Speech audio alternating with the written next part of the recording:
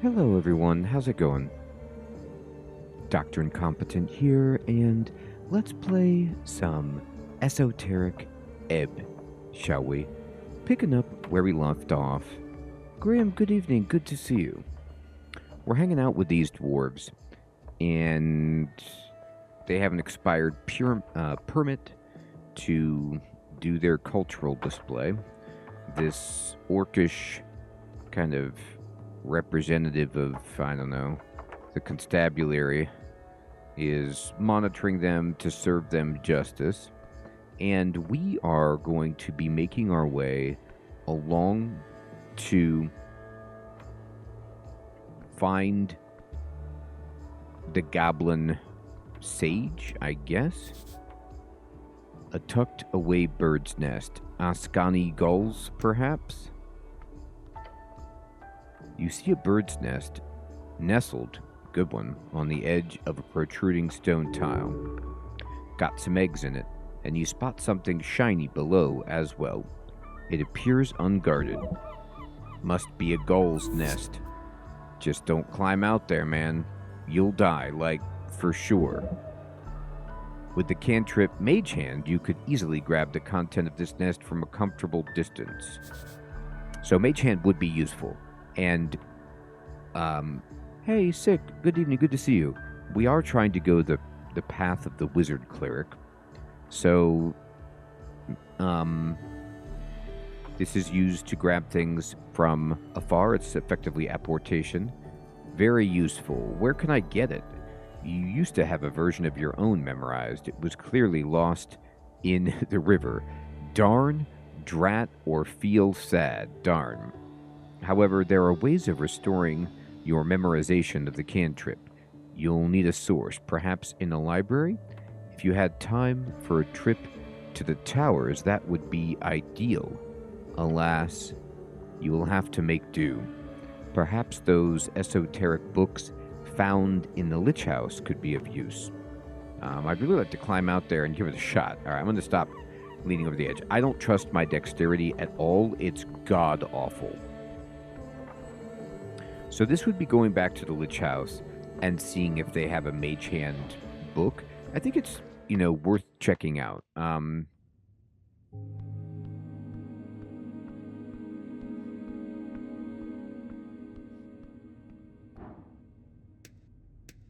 Trifle.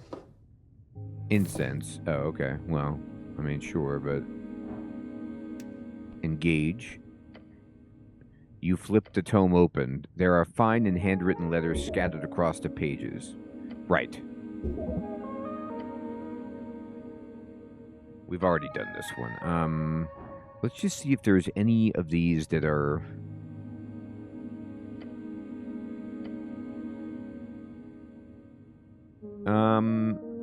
Folktales, collected chants.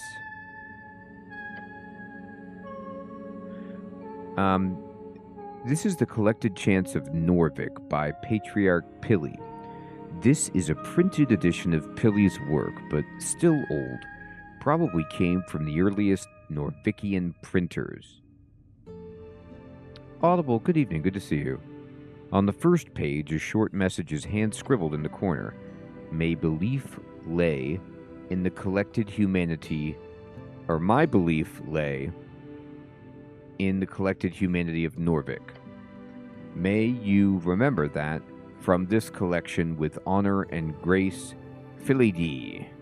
Is this a handwritten message from the second patriarch himself?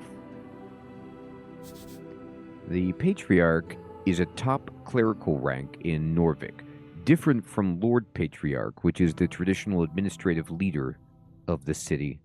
Only about a dozen men currently hold the rank. They manage a section of clerics at each of the towers. All right, let's see. Who's... The Lord Patriarch is the commander of the city. Right. Okay. You feel faint. Are you even able to hold such an artifact? Fascinating. To think the Pale Man held such a treasure on his shelf. Read the foreword. Esoteric books, a dream of unity under earth.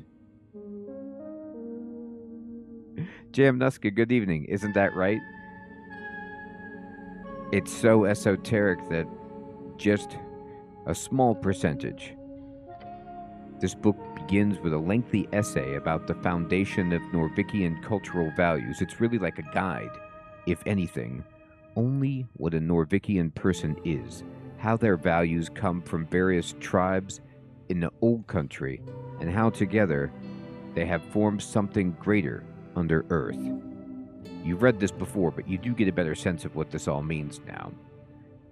Is, in a sense, a plea, a stern suggestion for every human in Norvik to lose any sense of former tribal identity, to embrace a new one, a Norvikian spirit, to give away the old and embrace the new.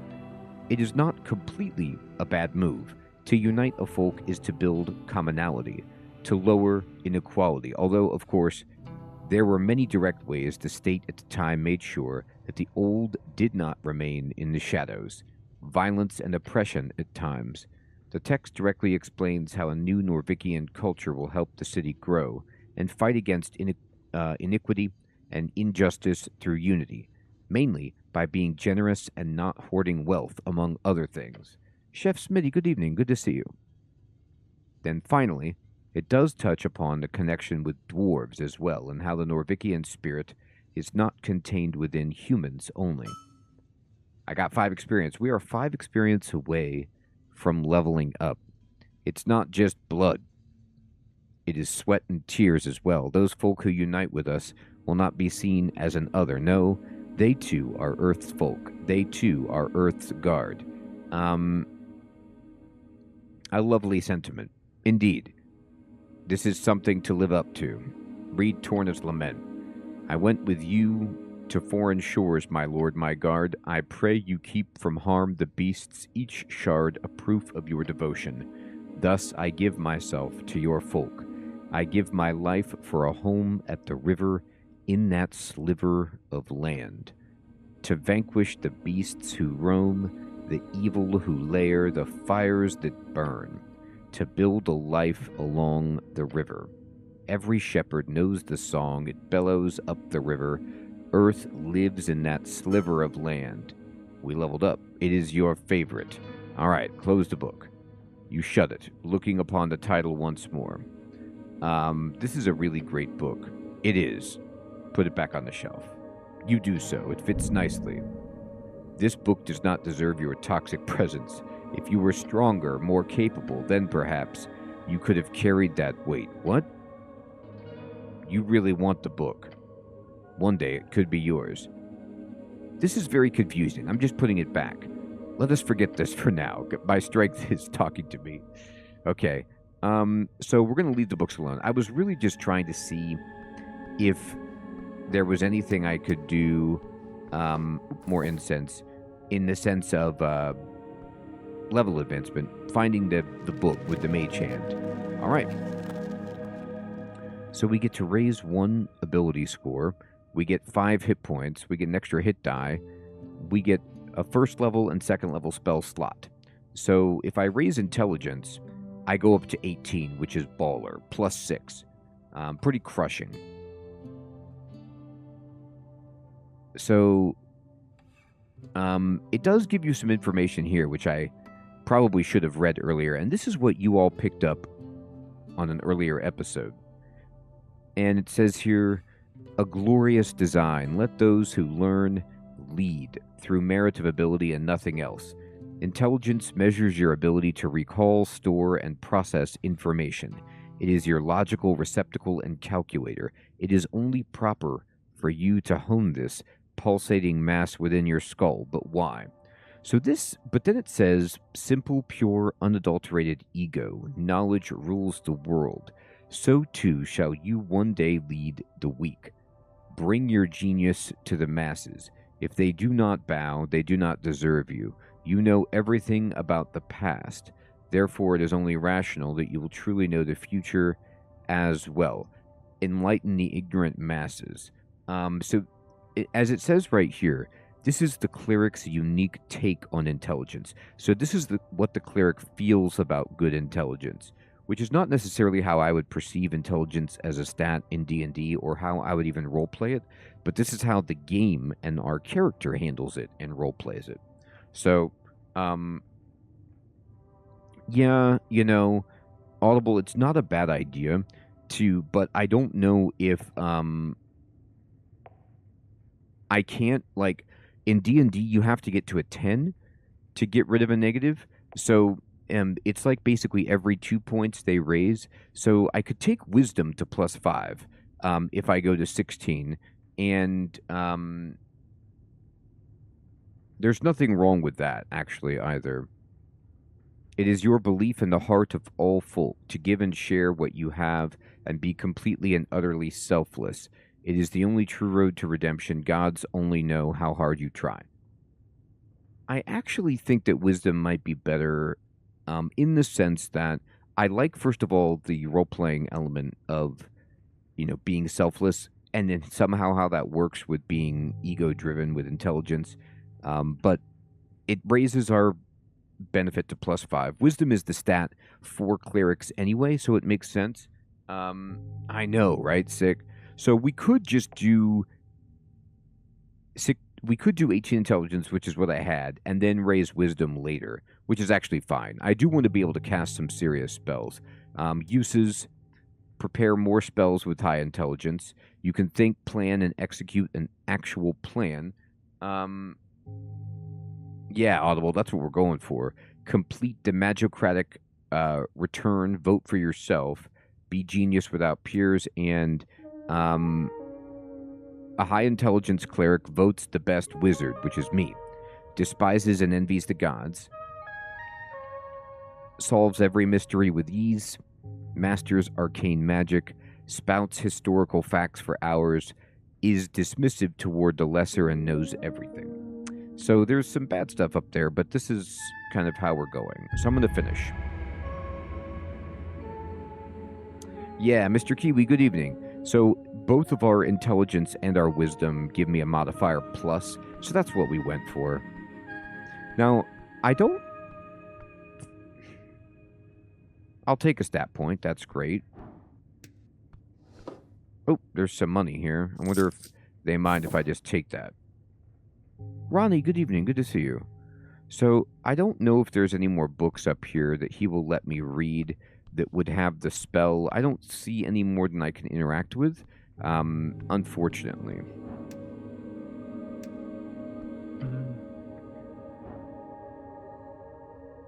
Alright, man. So we can return. I have Charm Person, Cure Wounds, and Shield of Faith, but now I have a second level spell slot, and I have 4 first level spell slots. Fading, good evening. So it's interesting, right? I don't know how this game is handling it. According to my character sheet, I'm a second level wizard, but I have cleric stuff.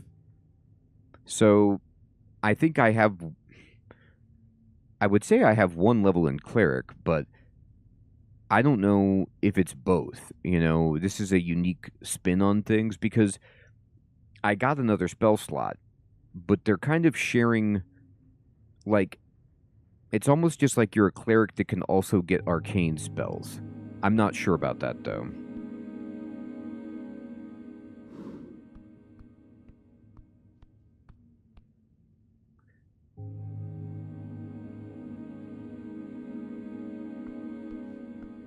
That's right, Jamdeska.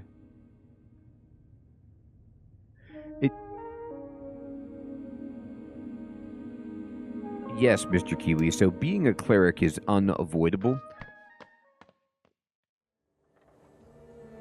Schwinn, good evening. Good to see you. Alright, so let's see if I can go explore the city a bit.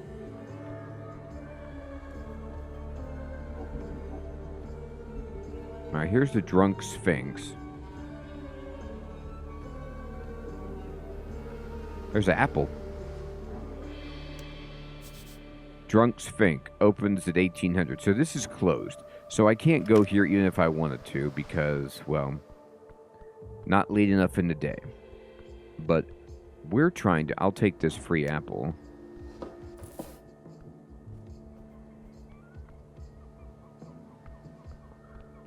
So I can't... Let's see here. Oh, I can go through. Great.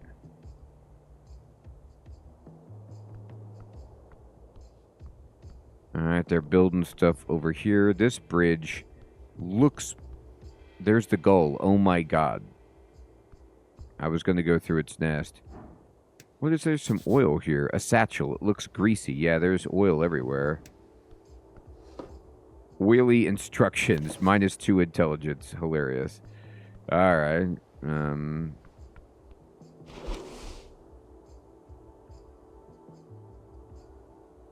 A page of hard-to-read text titled A Gnome's Starter Guide to Esoteric Memorization. Oh, this looks good. Examine. You hold up the paper, finding it to actually be a torn-out page of a book. I wonder if it's from my book. The name in the margin suggests the book is called A Gnome's Starter Guide to Esoteric Memorization. Read it. The first step to understanding esoteric memorization is understanding the underlying powers at play. Jor's strings stretch across his coast, invisible to the eye, yet connected to all living things and dead. A spell is simply a set of rules you must follow in order to manipulate those strings into an esoteric effect. Hey you, good evening. Yet those rules are themselves esoteric in nature. As such, most wizards will find it impossible to remember more than a handful of spells at a time. This is the big divide between cantrips and actual spells, as cantrips are both easy to remember and will not consume a spell slot. Spell slots are the common representation of how many spells of each spell level a caster is able to perform without rest. As a gnome, you are naturally gifted in the art of illusion magic. Other schools will be more difficult to memorize. A suggested harmless spell to use in training at first level is Grease. To increase your chances at memorization, attempt to cast it at least 2 times per day. In the margins, there's a handwritten note that you managed to spot. It's written hastily and bold, like the author really wanted to hype themselves up. I got 5 experience, oily instructions. It says every evening and every lunch break at work. Remember, you can do it. You deduced that this did not pan out well for the author. It looks like the gnome did slip off the edge. You see this check right here? This is intelligence 18, which we just were able to overcome. Although, sometimes difficulty checks are like 10. It's not just like measuring it against your stat. It's like a die roll with your benefit. So, I guess, right? Oh, magnificent deduction. You truly are a genius. Yes, true. Poor, poor gnome. An esoteric mishap. Magic is a blade without a handle, and so on. Indeed, Grease is a dangerous spell. Ooh, I can learn it. Intensely dangerous. Learn the spell. Yes, I got Grease. You quickly memorized a piece of paper. Cool. That's something at least. There's just something great about this in the game where it's like, I'm getting, the Grease spell from D&D, and it's great. We just find it, and we're learning it, and let me see here. Is this my spellbook? Spellbook, yeah. Let's go ahead and add Grease. Oh, I can't add Grease. I need to go to the statue to memorize it. That's right. Grease is the way we are feeling.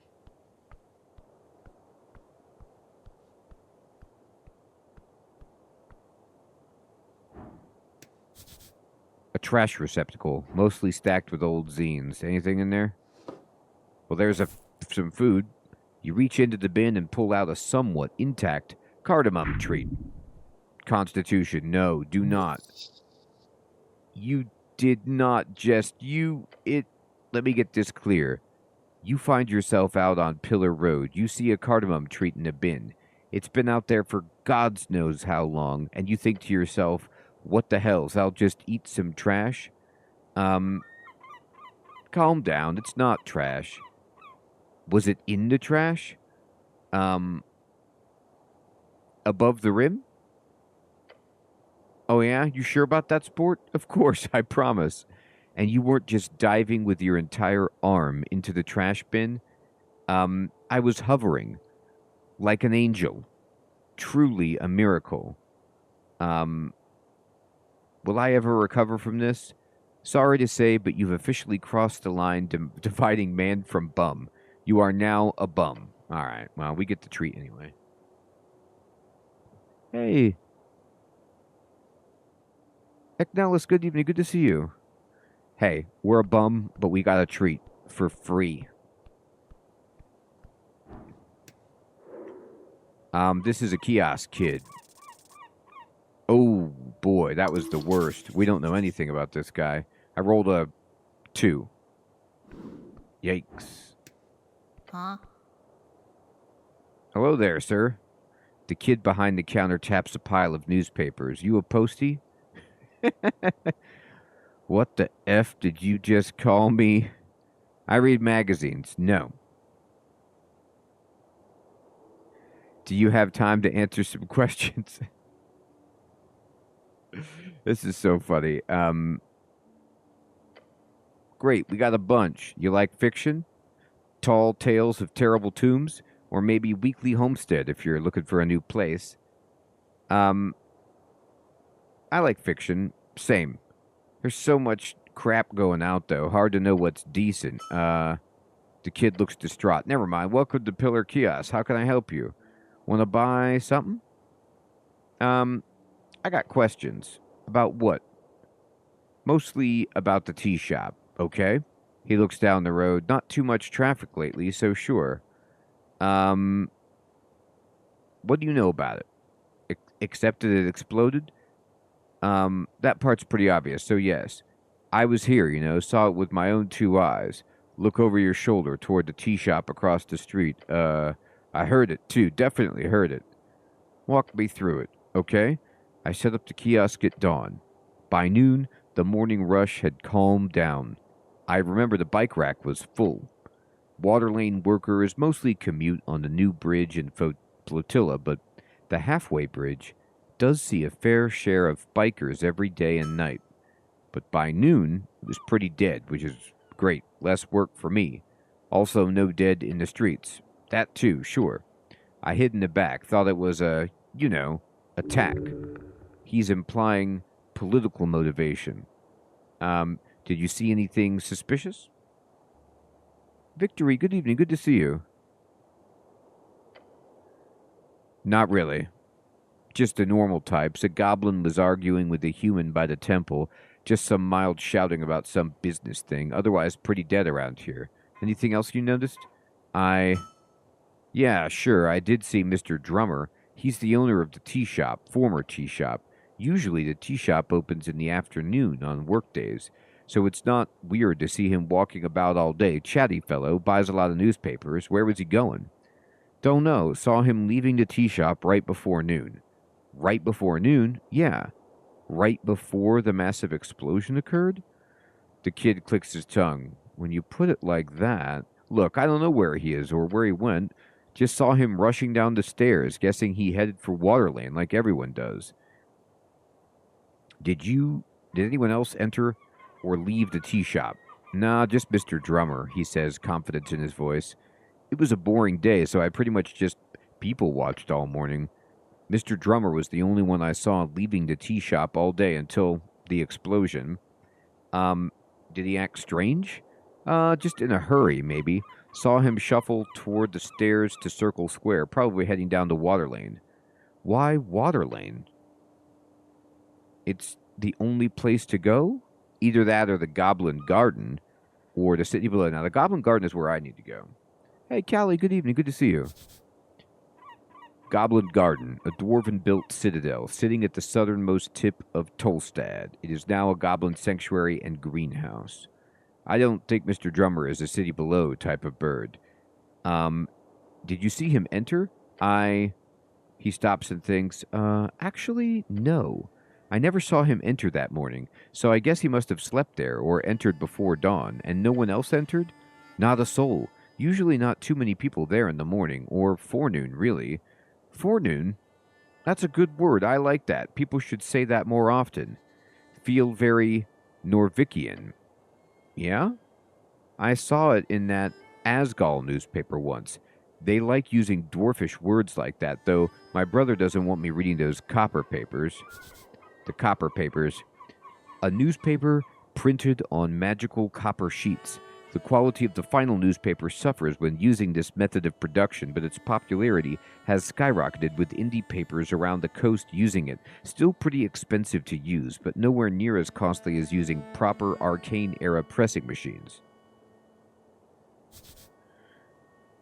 Arcane Era is 511 years of rapid, magical, and technological growth, as well as the birth and death of the great human magocracies in Dimenor, now reads, ended 27 years ago. Keep reading Asgal content, kid. Don't listen to your brother. He's probably a fascist. Don't read that slop. Read city-approved articles only. If it teaches you fancy words like that, then it's probably good to avoid it. Don't want to sound like a snob. Hilarious. I'm not going to make a judgment. I'm just going to say I see. The kid nods long. Anyway, about the tea shop owner. Oh, yeah? Are you sure you saw him? Absolutely, no doubt, he trails off, muttering to himself. He went downstairs to Pillar Crossing. That's all I saw. He's trying his best to remember. I've been going over it in my head. Pretty, shocking stuff. How loud was it? Super loud. And shaky, too. I almost fell over. What about the fire? I felt the heat, even all the way over here. It was like, the kid gestures a large sphere for you. Really weird fire. Then, he mutters, shrinking the size of his imagined sphere, gone in an instant. Weird fire? Yeah, it was like... Look, it's gonna sound really weird. Lean in and say, I like weird. It was blue. Blue fire indicates extreme temperatures.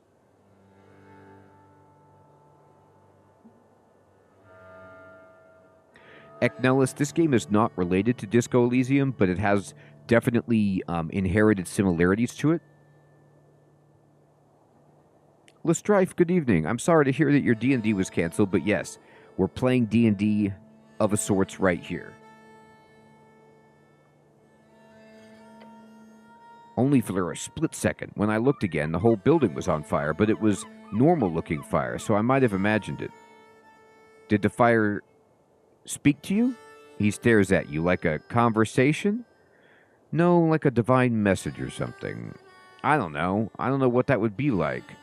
All right. What can you tell me about the owner? He's a customer. Seems nice enough for a bird folk. A passively racist comment, indeed. I've heard that he hangs out at Sphinx a lot, and he's got connections with all sorts of folk. All sorts of folk? Politically. Asgal uses the tea shop a lot. I've got some buddies involved in that scene. What about the tea shop? All right. Who owns this kiosk? Oh, my boss? Thalasos? He's a pretty nice merman. What do you want to know? Your boss is a merman. Yeah.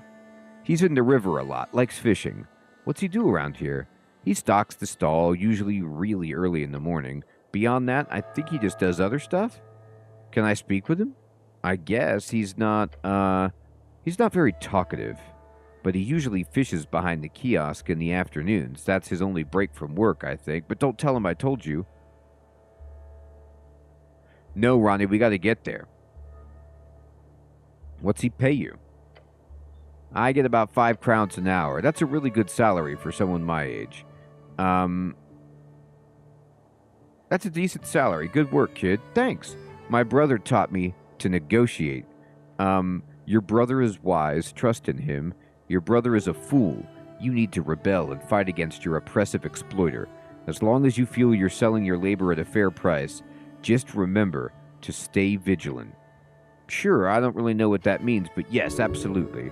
He's trying to avoid the subject, to not cause you to become more aggressive. I've got some other things I want to ask. Can you tell me the news? The boy stares at you. He's thinking of how to explain this to you. So here's the thing. We sell newspapers here. If I tell you the news, we won't get any money. I'm in a rush. Just give it to me. The kid glances around the corner of the shop, then he shrugs. Fine, but don't tell anyone. The kid grabs a copy of the Post and starts reading. Election week, 5 parties above exclusion limit. Polling shows the Nationalists ahead by 40%. The Free Striders and Asgalists being behind at 20 each. The Arcanists and Agrarians are holding out just above the limit at around 5% each. Can't always trust the polls. The party of Norvik still won't comment on the missing paladin. This Gorm, Skaldamon fellow's been gone for months at this point, but here's the drama, Skaldamon. The first noble house. Oh, I actually already knew this one. Okay. Famously formed during a party where Jolinda, bard with the silver voice, performed for Earth, and he enjoyed it so much that he immediately named her nobility. That's right. He was last spotted heading down into the city below. Maybe he's stuck fighting undead or something. Or maybe he's dead, you know, after having fought some undead or whatever. Perfect place for a paladin. The kid stares at the bottom of the page. Apparently, the party of Norvik is going to hold the election without him on the official list of members. The Lord Patriarch Akasam cannot be reached for a comment, it says. I know. Isn't that great? Audible, he's like, yeah, sure, here's the news. Ah, so Food Lord Trollmord will now head the list, and Coin Lord Darrow will be number 2. I wonder how that go. Coin Lord. The magistrate handling minting, trading. That's right. Okay. Too bad for Lord Grom, unless he's found before the actual election day, of course. If you're heading down to the city below, you should look for him. Yeah, I should. I'll find this paladin. Nice. Anyway, Asgallist rallies held all over the city. There's an op-ed about how the chant is being printed illegally and needs to be stopped. Copper Press Fever added, if anyone knows the location of the printers used in producing the chant, please inform your nearest Free Strider office immediately. They can't do that. It's illegal to print things without a license. It is? Huh, didn't know that. The Agrarian Party has lost almost the entire working class vote. Over half the city guilds are giving official support to the Green cause. The workers vote in their own interest. How surprising. Yeah, the Agrarian Party seems to be out of the race, more or less, along with the Arcane Circle and the Conversational Lobby.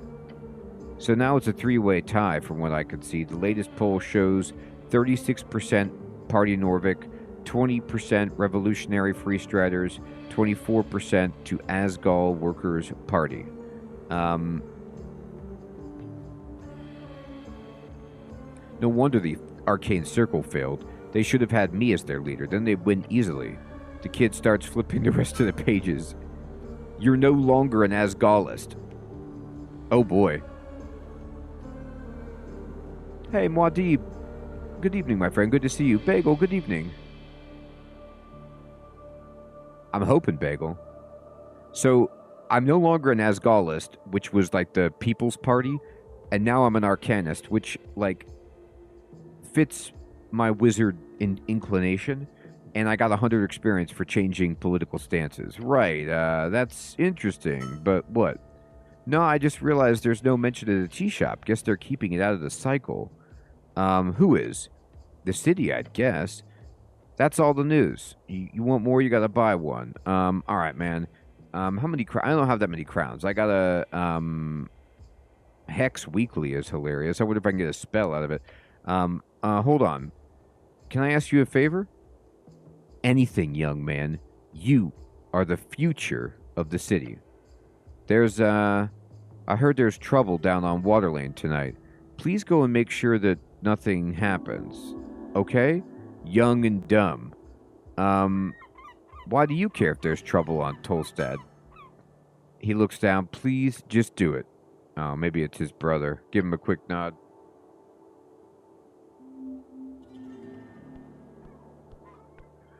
Alright, so we got to go there, apparently. There's the top of the pillar, it looks like.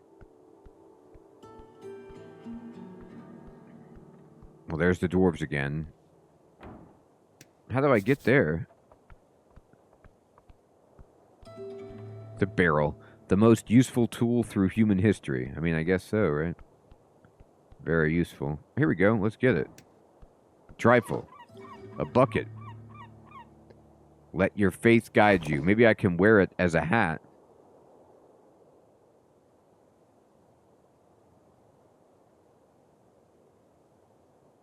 Yeah, I'm not sure which one it is.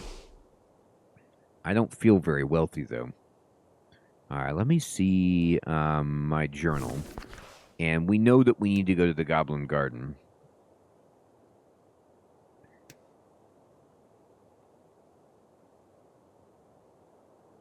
So we need to go south, which would be, I guess, right here, right by us. So if we would have just gone down the steps by the orc lady, we'd be there. So let's go there. So it's right down here. This is the garden right here, perhaps.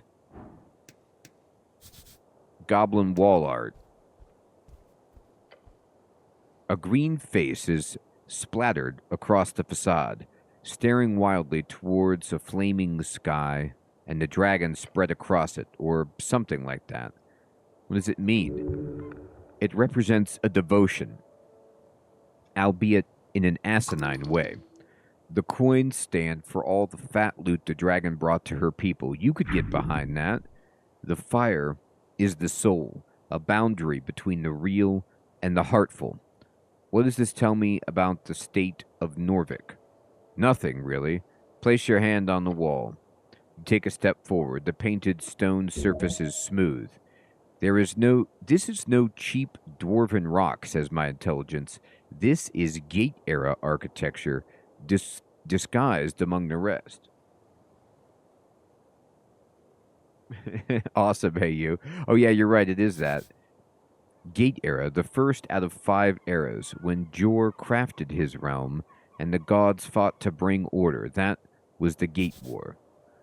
The legendary conflict between the beasts of Jor, the original gods, and the many others who tried to take over Jor towards the end of the Gate era. We have little information about the conflict, but it is known it led to the closing of the gates and began the Fade era, a period lasting approximately 1,110 years, if you trust modern scholars. The second era is the Fall era.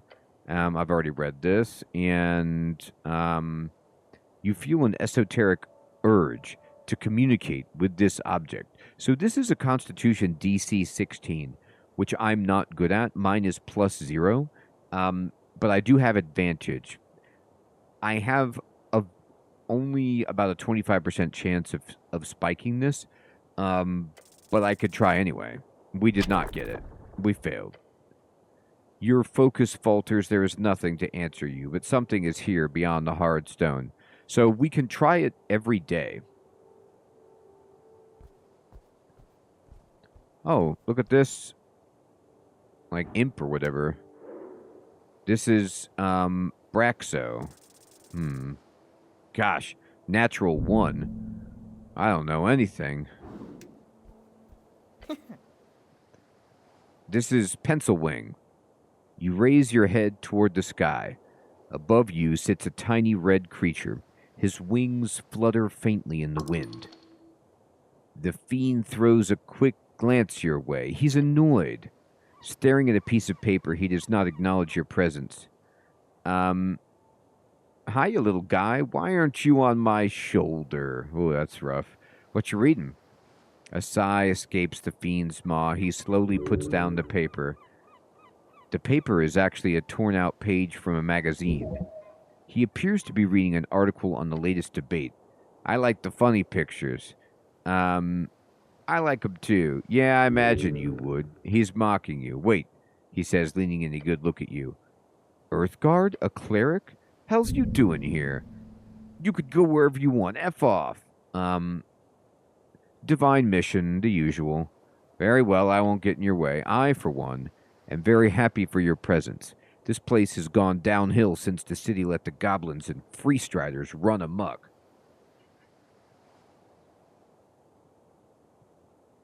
Yeah, Mr. Kiwi, the rolls, let's just say they're not going great, but that's okay. We need some damn order in this place, so if you need any legal advice, just let me know. He gives you a tiny, sharp smirk. You should be aware of the fact that this is literally a devil.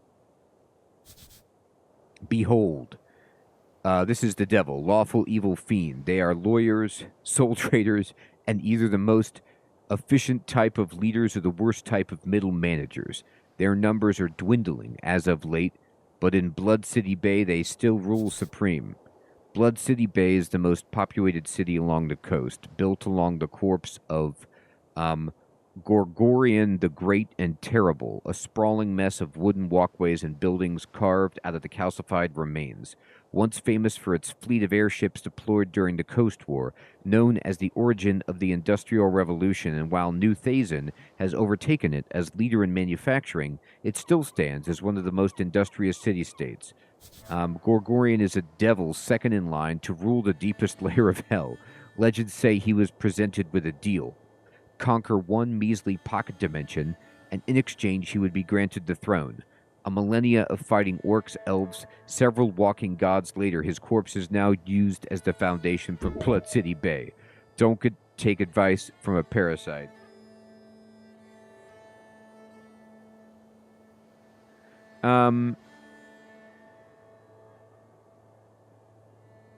What about Charm Person? Charm Person? Such a fascinating spell. Of course, all spellcasters are required to be registered in Norvik. It's the same in all not completely chaotic city-states. There are certain spells that are just not allowed at all, like Fireball, as a popular example. A third-level evocation spell causes fire to emerge at a given point, spreading within a 20-foot radius, filling up the available space. But Charm Person is, despite its devilish mind control, legal if cast by a registered cleric or a city-hired interrogating mage. Private entities are not allowed to learn or cast it, although I could promise you many still do. People don't tend to like it when I cast it on them. That's understandable. Folk tend to enjoy agency. Free will, you know, it's pretty popular. I have some questions about a PPG. A permission of public gathering? Yeah, I think I know what you're getting at. He throws a look over his shoulder. He is aware of the dwarves' plight. What would you look for if you're investigating a PPG? Wording. Legalese could get pretty complicated, and a good barrister could twist that stuff into oblivion. Other than that, I'd check the basics. Names, spelling, dates. A single lithographic error could cause a landslide of troubles.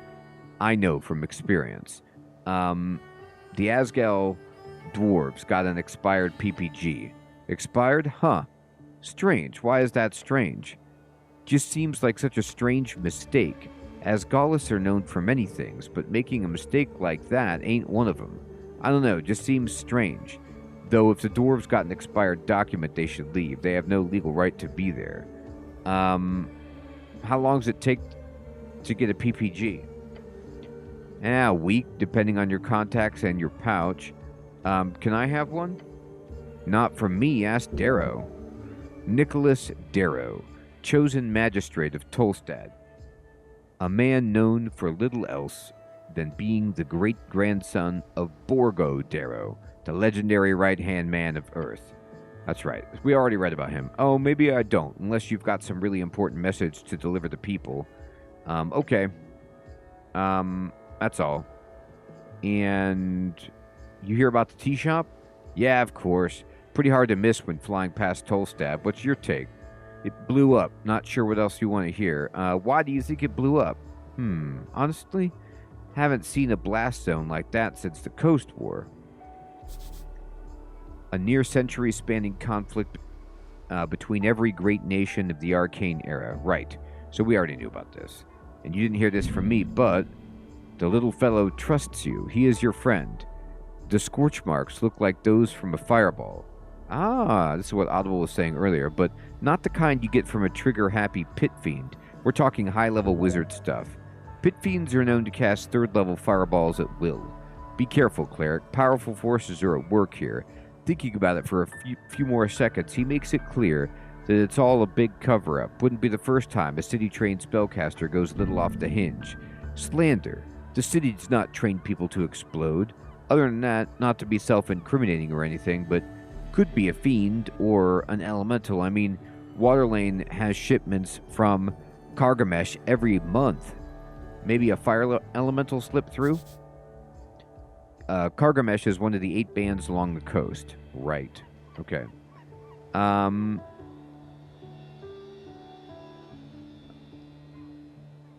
think it's a rogue spellcaster. It's the simplest answer. but I'd suggest having a chat with the owner of the tea shop. Who knows what feathers were ruffled, huh? He gives you an ominous chuckle. Alright, man. Interesting. We gotta get our assistant. The goblin garden is ahead. You could feel it. Great. Oh, look. Here's the goblins right here. Nature seeps through the cracks. Oh, here's a shard. Heck yeah. This is Snell. Oh boy, I'm rolling so poorly. Why can't anything have an intelligence for looking at somebody? You find a goblin standing at the tip of Tolstad. His clothes are fit for a Reedsian trader, and his haircut is fit for an Ascani nobleman, a superficial fellow. Behind him, a vast view of the mouth of River Torna. Let me guess. You're the cleric. Taking you for granted, this goblin needs to learn humility. Yep, that's me. He nods, looking tired and annoyed. Oh no!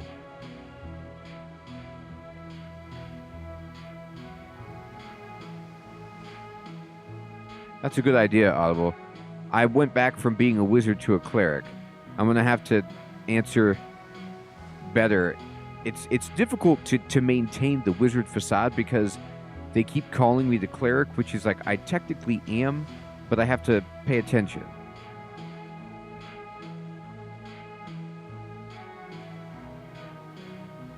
I did get 100 experience for changing my class, though.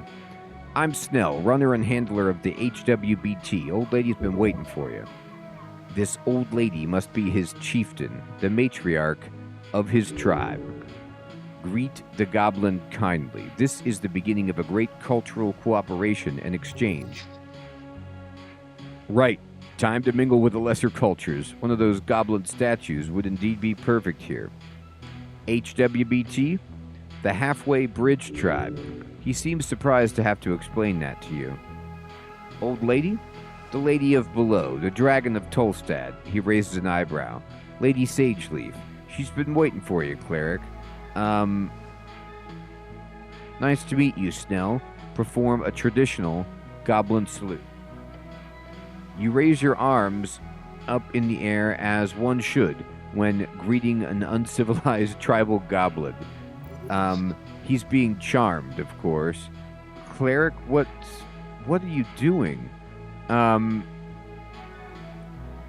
Shake your hands a little. Not feeling it? Don't you understand? I'm respecting your culture, goblin. Or lower your hands. I'm sorry. Hey, you, I'm trying to multi-class. If possible. I'm sorry about that. The goblin clears his throat. The goblin looks around, clearly struggling to find the right words. Sleep deprived? Okay, right. Head down to the garden throne, but, he waves his claw towards you. What's all this? You look like human crap. He's making a playful jab. Don't worry about it. The gull, you should teach him a lesson. I fell into a river. I died and was reborn. Now that's, he says, pointing at you, that's a good excuse. He laughs and motions down the stairs. Just dust yourself off. The dragon's waiting, and trust me, you don't want to disappoint her. Even further. Tell me more about her. Sure, for starters, she's the most powerful woman in Norvik. And considering there was an explosion yesterday right in the middle of her territory, I think it's about time you do your damn job, cleric. Is she spooky? Yeah, real scary. Insult her, and she'll bite your head off. Then she'll scorch your corpse to dust. A jest, I'm sure. He laughs and crosses his arms. But seriously, she'll mess you up if you annoy her. Not a jest. Alright, lead me to her.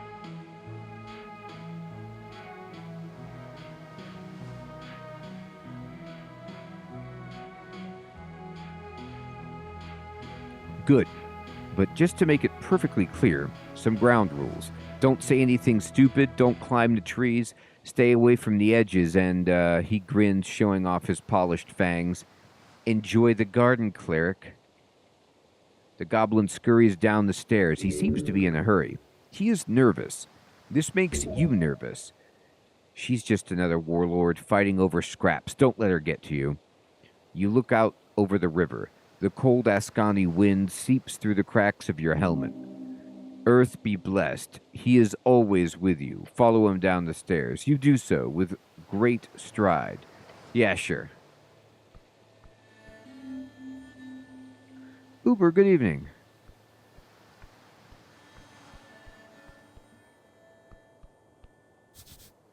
The sacred river fights against red rocks. These railings follow the Safety Council standards of 22. They do. I love it.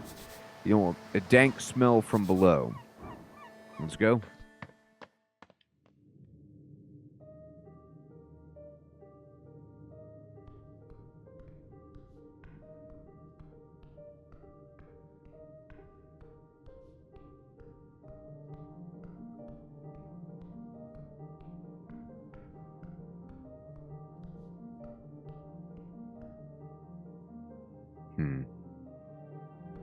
This is somebody. I don't know if it's her, though. This looks like some rando person. They're kind of off to the side. This is Ness Wickala Nesson of the Green.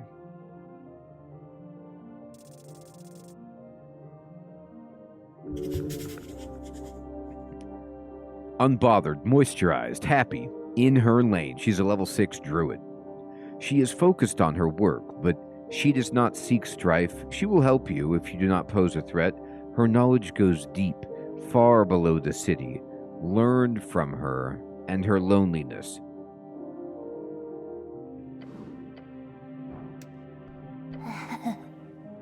At the top of the garden lookout, you see a strange creature hunched over. She's making potions.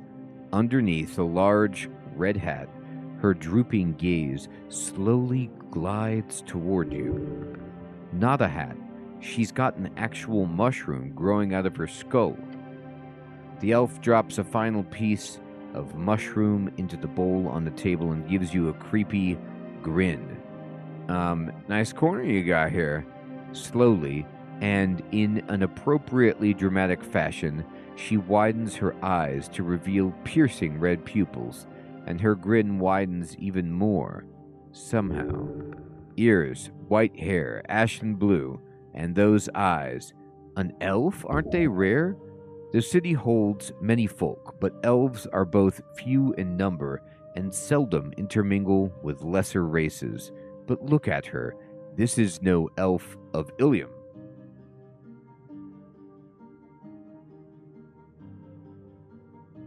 Awesome, Uber.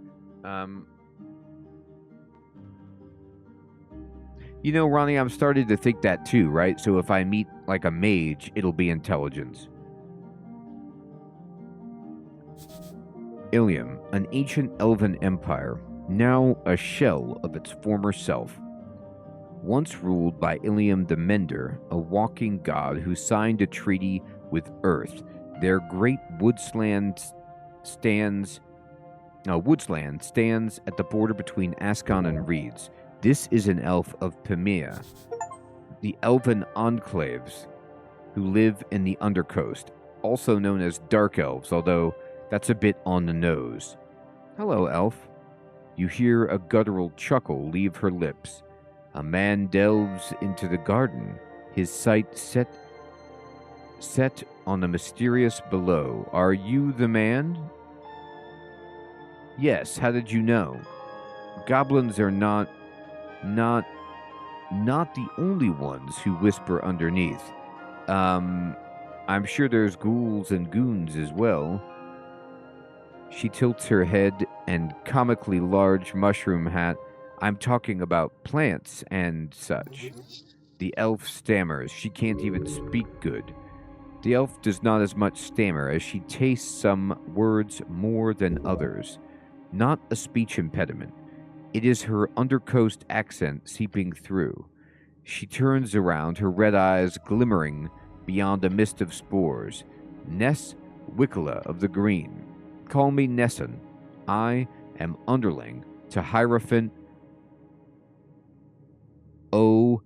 Opidana.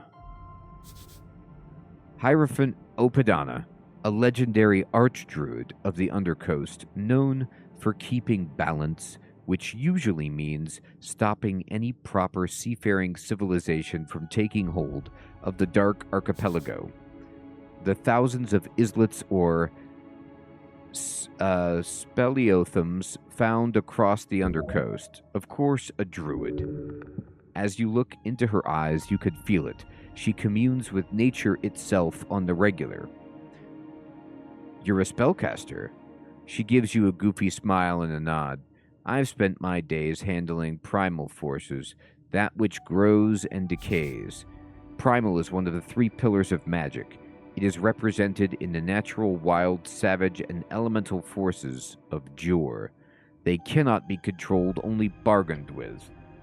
Do you know much of it? It's about nature spirits, right? Like warlockism? Spirits do inhabit all living things, although compared to making a deal with some fiend, I can promise you, trees are much more austere. She lowers her gaze for what you realize is the first time since she raised it. I would like to hear your tale, human. There is much to be learned from your folk and your settlement in this land. She speaks as though the Earthfolk's 60-something years of civilization building is nothing but a footnote in her history book. How sustainable is your lifestyle?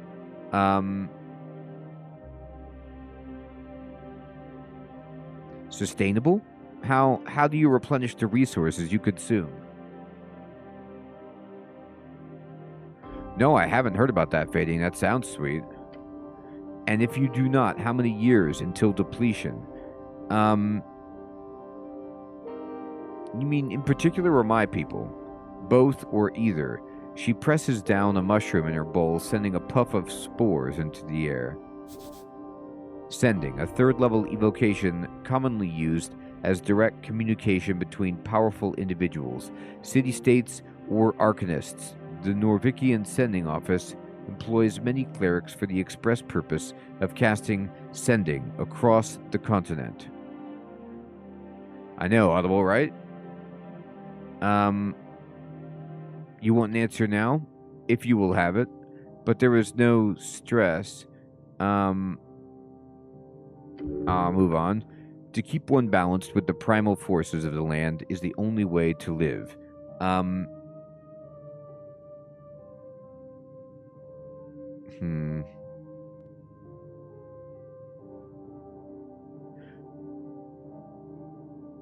I personally could live on an apple a day. That's pretty sustainable. Oh, that's not good at all, human. Your kind requires much more sustenance. A true statement. Please consume food. I'll make up for it later. Your legs tremble. She shows you a worried expression. Care for yourself. Do not let the idolization of a goal hinder a healthy lifestyle. Oh, she gives you some mushrooms. She gave me some food. Please eat. It is, as the hedonists say, listen to your empty stomach. Hedonists are an anarchist movement spawned toward the end of the Coast War. They deal with abyssal forces and somehow published The Hedonists, an instructional booklet that made its way across the coast. She's well read, even if it's arcanist rubbish. It's interesting. She places a palm against the rough floor. Opidana has helped keep the undersea from being overtaken by unbalancing powers, demigods, fiends, celestials, your human arcanists. Each creates a power that not only overtakes the primal, they do so with ease. Their great war your kind waged upon one another delayed it, but I do certainly believe it inevitable. She speaks of the unsustainable nature of magic. The primal is just another of those powers she mentions. It can be tamed, it should be.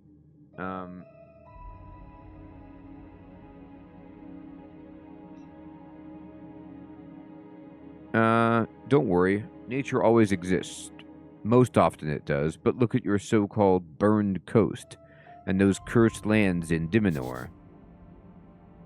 The burned coast is a vast piece of coastline just east of Norvik. It's charred with volcanic activity and kobolds. Wow.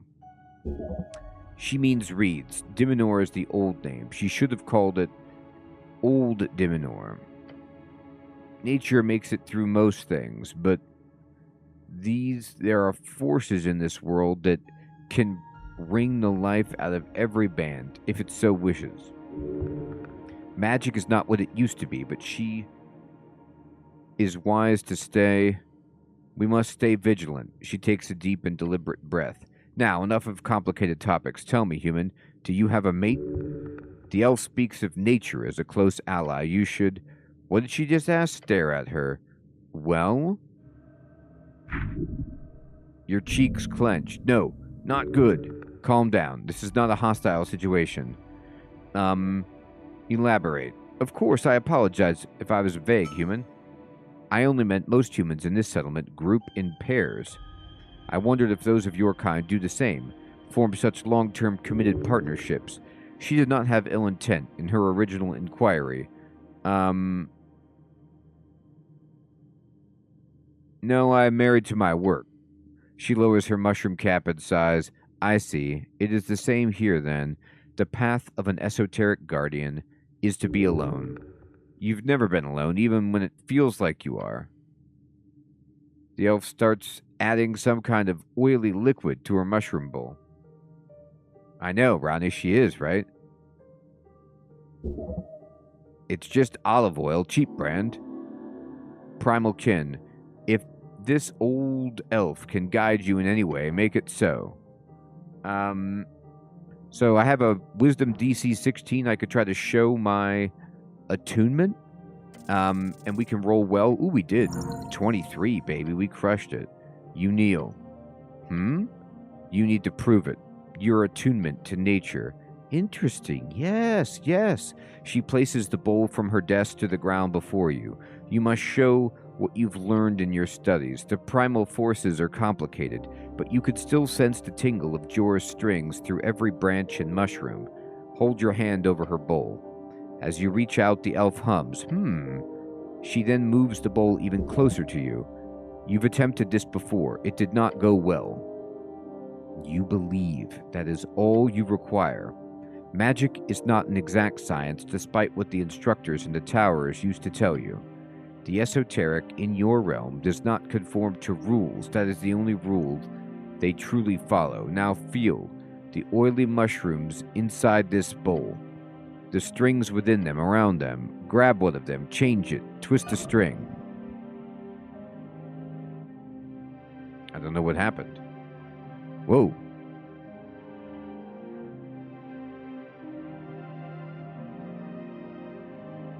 At first, nothing. Then a twinge. Whatever you touched, it is connected with the spores, the growth, the decay.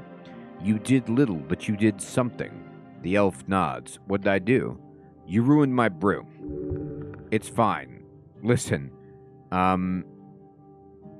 Whoops. She laughs. You caused the fungi in the bowl to change acidity. It's subtle, but it's there. You performed an act of druidcraft, human. There we go. We gained an item called druidcraft. Use druidcraft to unlock unique interactions with the natural world. Cool. Yeah, so we got a new power.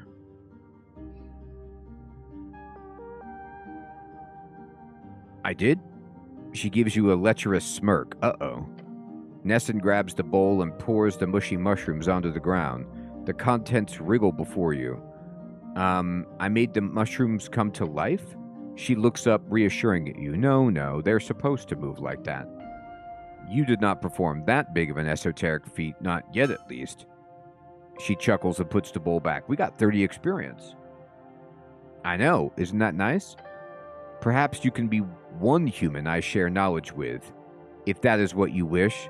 I love plants. Give her a thumbs up. Oh my god, class conflict. Even worse. Very well. What do you want to know, human? I want to learn how to speak with animals. That shouldn't be too hard. Here, a scroll to get you started. Oh, okay. Cast it when you have an animal to speak with, and you should be able to hold up a conversation as long as you could keep up. What's Druidcraft really? I would call it a most useful path of communication with nature. It can be used for many a thing, but for you, I would suggest focusing on the basics. Use it to move peacefully through the roots and to show your balanced nature to those primal spirits who roam below. Can druids create magical food, perhaps? Certainly. There is a spell that will be very useful for you since you're on the run all the time. Good apple. It creates 5 apples. Each can feed a grown man for a full day, although considering your diet, you could probably down a couple. I love it. Can I have that spell, please? I don't have the scroll, sorry, but I do seem to remember I handed one to Moongore. She might keep one in the roots of Pooh. Moongore, oh, I've met her. Bugbear, right? Yes, indeed. How wonderful. She really needs more socializing down there. Such a lovely woman. Quite the bite on her. Are these apples real or fake? They're real. I've customized the spell myself in the process of helping Sage Leap's apple strains down here. Magically created, yes, but real. That's a good idea, Mr. Kiwi, right? Maybe we can talk to the seagull. How can I get the scroll? Just tell her I sent you. Moongore and I are friends. Good. Good. Can nature protect me? Of course. With bark skin. I do have a spell scroll of it, but it's down in the roots below the garden. If you pass by, take it. I keep a cache hidden underneath Lord Pooh. Pooh is Elvish for tree. Ah, some kind of animated tree, I suppose? Something like that. We have a password. Just say Minin Sexicus Puni, and he'll open right up. You can have the other stuff inside as well, since Sageleaf wants you to succeed. Wow, we're getting a whole bunch of stuff by talking to people. Minin Sexy. That should be translated to the equivalence of my sexy tree. Hilarious. Sexy. Dwarven for the number 6. Aw, never stops being funny.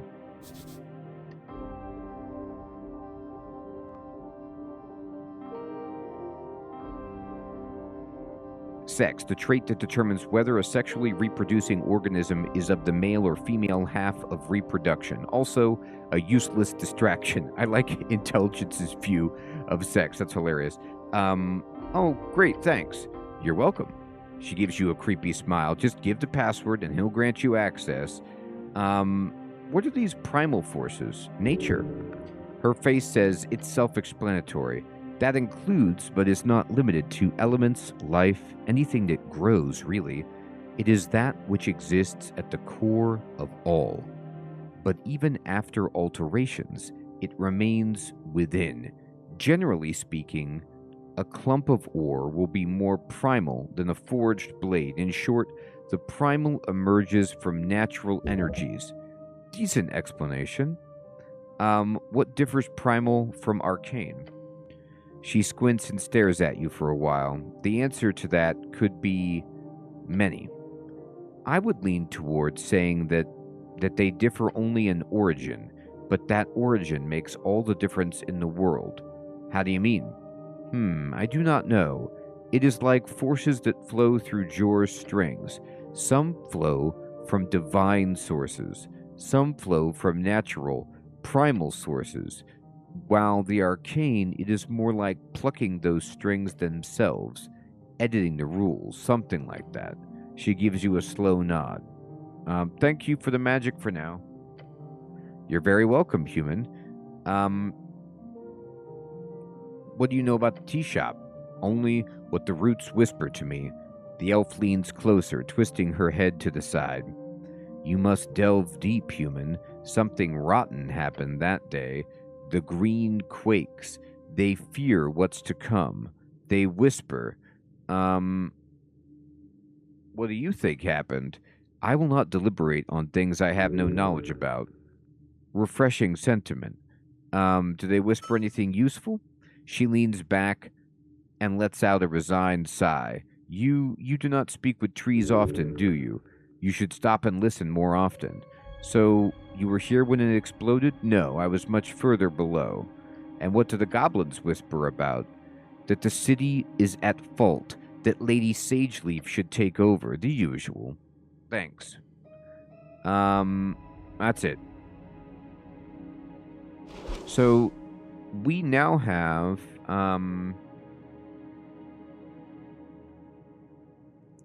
well, she gave me...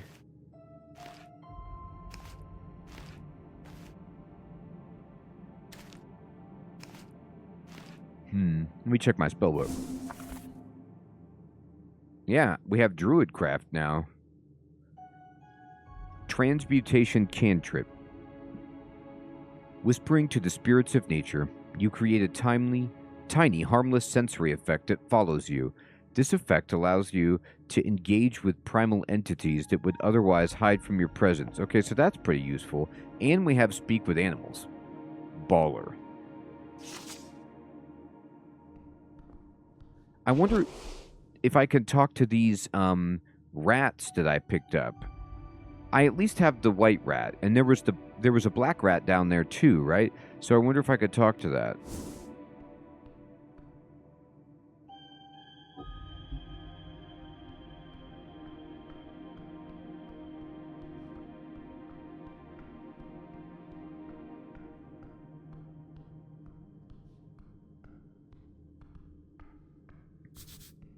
Your stomach twists. Beware her illusion. Oh, there she is, eh? Alright.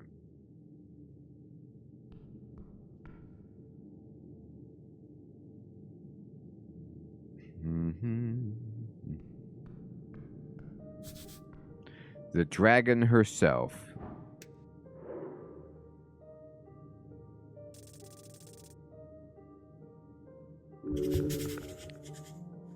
She's a level 18 chieftain. Jeez. Something is very wrong.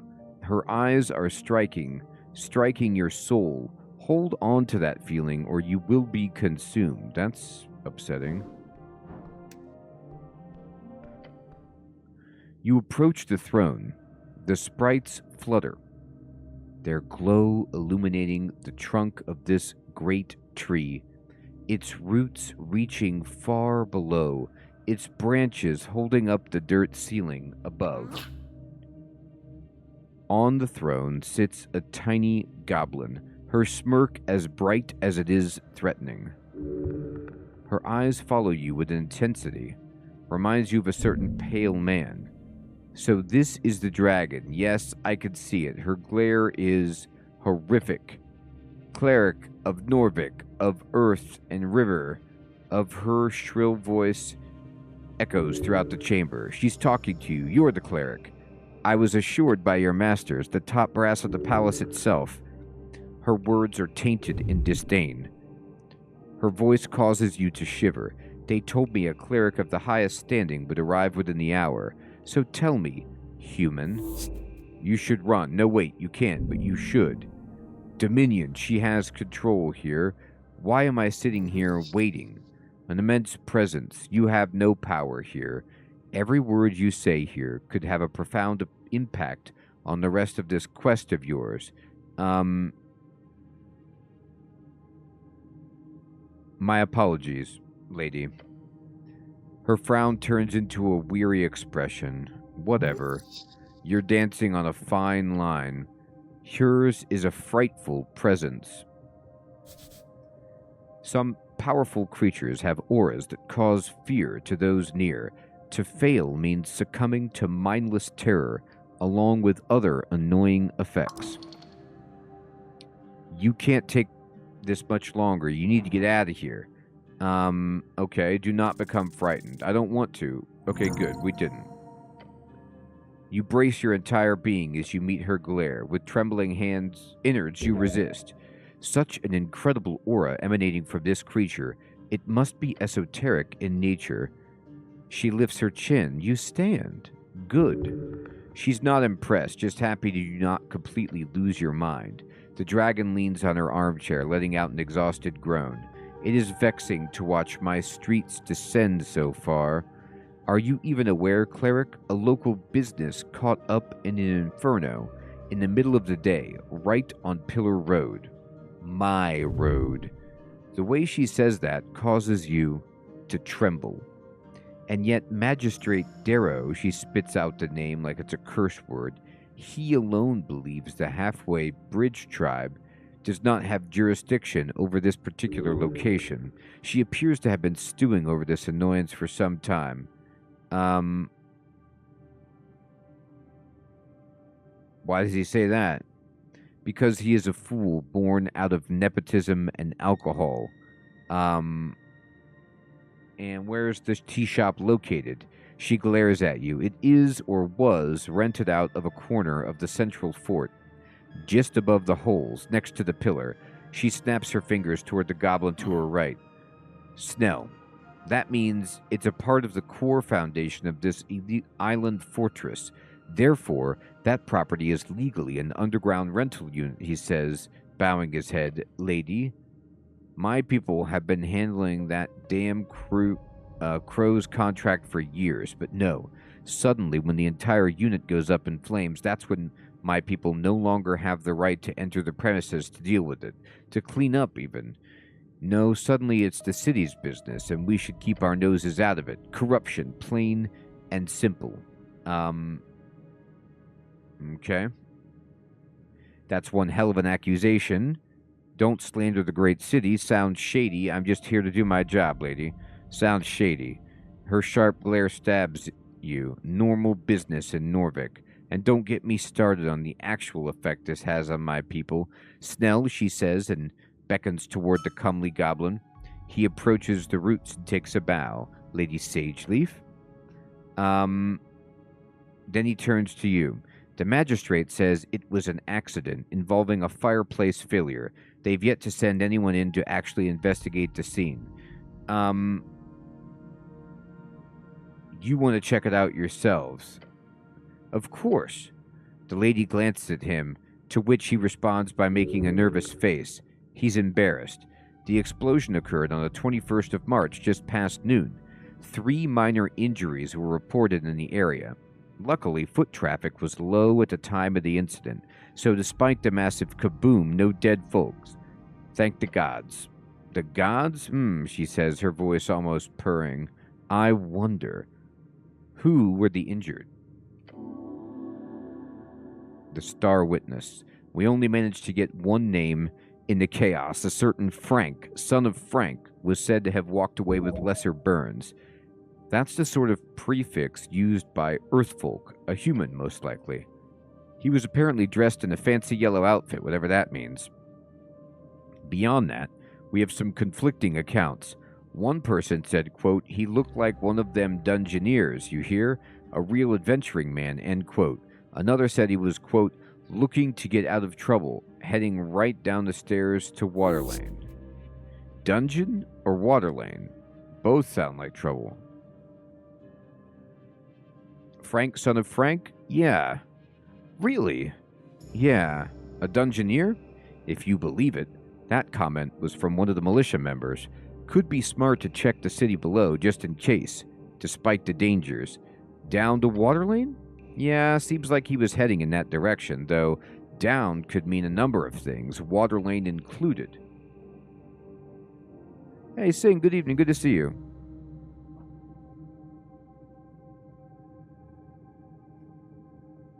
Fancy yellow outfit?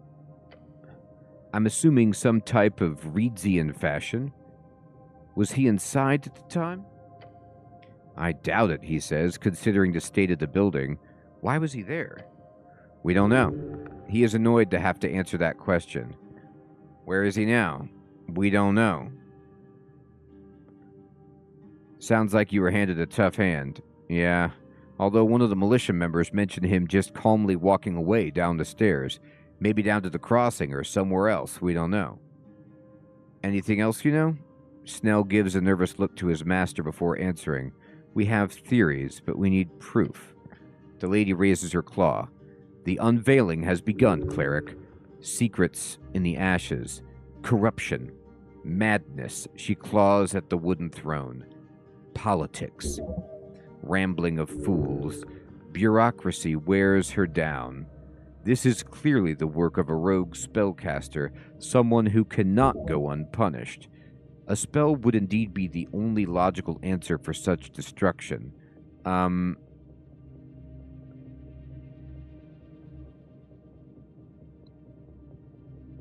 Hey, Sid, good evening. Can't he deal with it?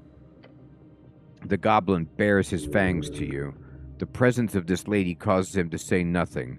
He has a deep devotion to her. The lady clears her throat loudly.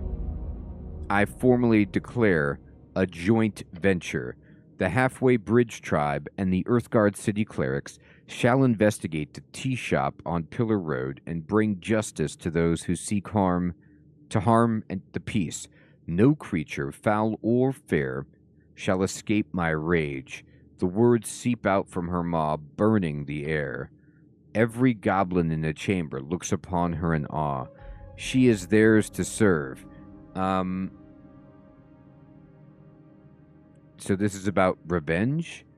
Revenge? No, cleric. A gardener does not seek revenge upon the hail snail. They are simply eradicated. This is about keeping the peace, nothing more. Snell, she says, waving toward him.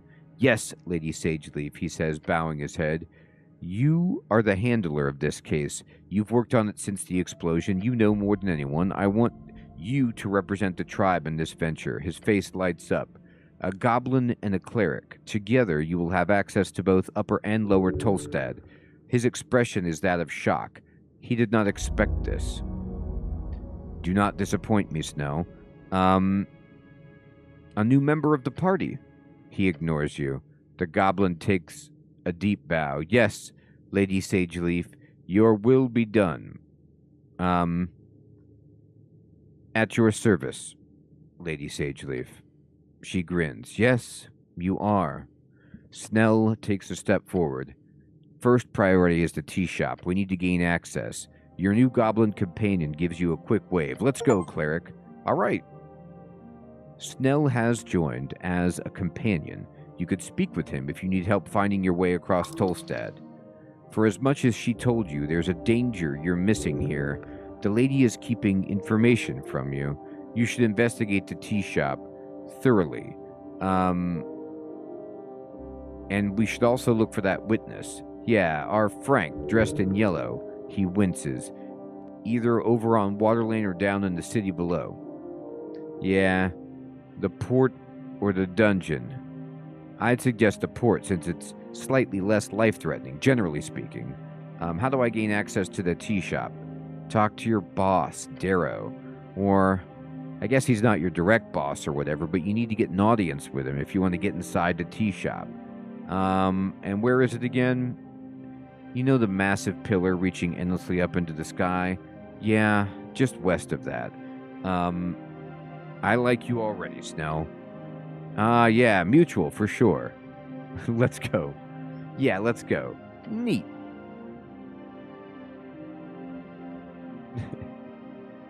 Eknelis, good evening. I'm hoping so. Let's hope we could speed it up. So, we've already got Grease and Speak with Animal, which is cool. And we have a goblin friend. Indeed, right, Ronnie? So let's see. What's this say?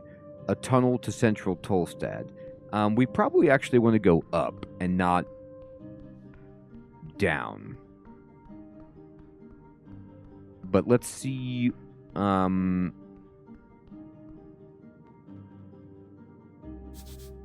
Those before left many holes in the Berggrund. Alright, okay.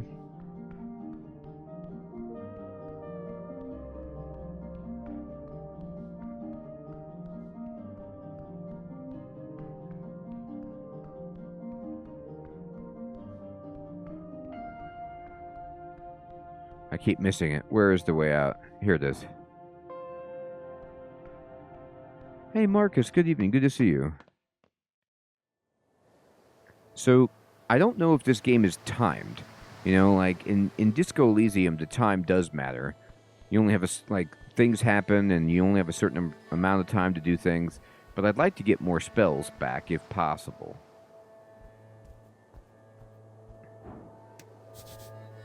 A divine shrine, untended for decades. You approach the shrine.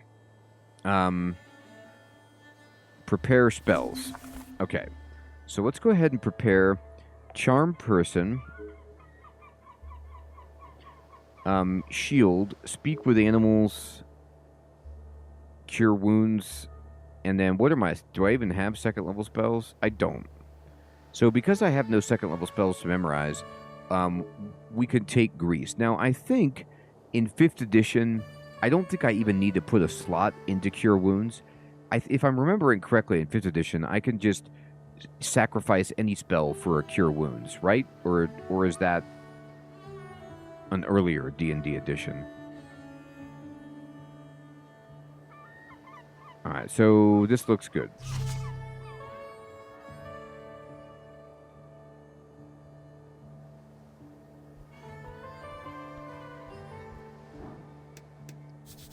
In Norvik, a pipe like this could lead anywhere. You look down the pipe. Crawl inside now.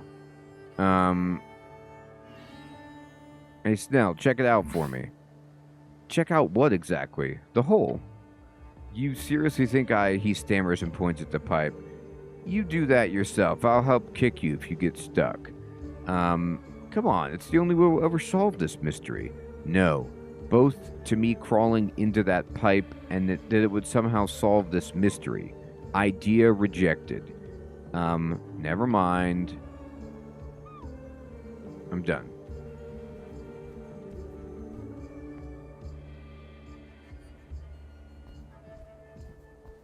Alright, let's see here.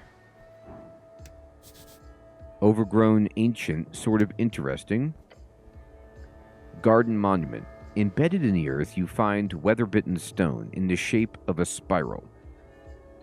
Its edges are worn down, smooth almost, and behind you lies the head of what was once a snail statue. Whatever god of symbolism this once denoted, time has ground it down. It's a monument to nothing now. There is something here, but can you understand its purpose? Touch the surface. It's cold. Hey, Peter, good evening. Good to see you. Your hands run across the stone, finding it more coarse than you thought. The ridges in the spiral are even smoother. You find they are not at all coarse. You realize this was most certainly an esoterically constructed art piece. What's more, you do feel the outline of a script, symbols. Your fingers trace them faintly along the spiral shell of the snail. The symbols do not mean anything to you. If you had comprehend languages, you could understand this just by touching it. Comprehend languages is a first-level spell, allowing you to understand the literal meaning of spoken and written words. What's with this snail stuff? Novik is built upon layers and layers of ruins. One of those layers, one of the oldest, were a snarefolk, a Tulinkatl, an ancient Askani civilization, right. What are you thinking, Snell? It's a rock. But what sort of rock? The type people forget about. Tell me your secrets. No response. Cleric? That's fine.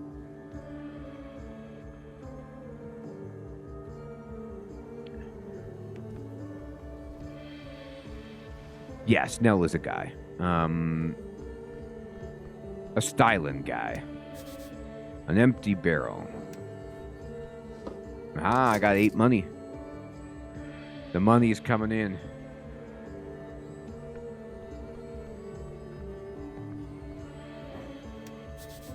Old faded posters. Actually readable. They're still kind of old.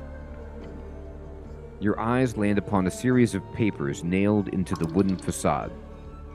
Getting out information to people. How do you do it? One possible way, papers nailed on random walls. You'd be surprised how effective it can be. Some of them are torn and unintelligible. A few catch your attention. This seems illegal. Advertisement requires strict approval from the government. Tear them, rip them up. Hilarious. Look at the flyer with owl on it.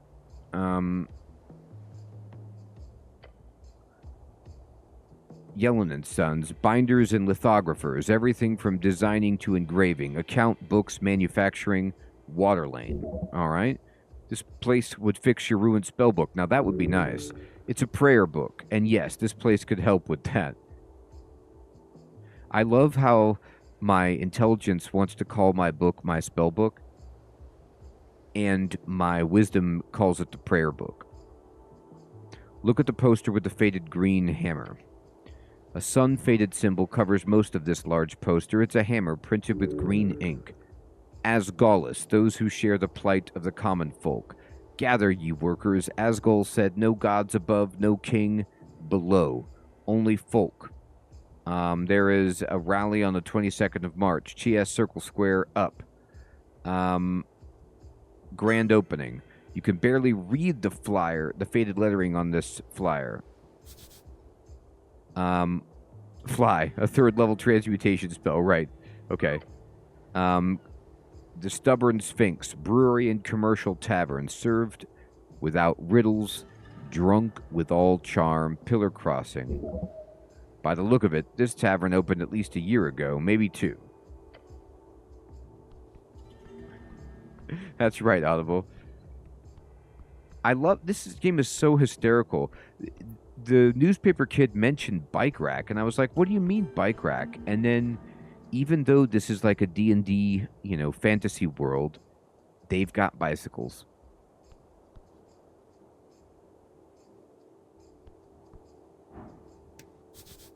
A bike line. One bike stands out to you. A handful of bicycles are stationed at the local rack.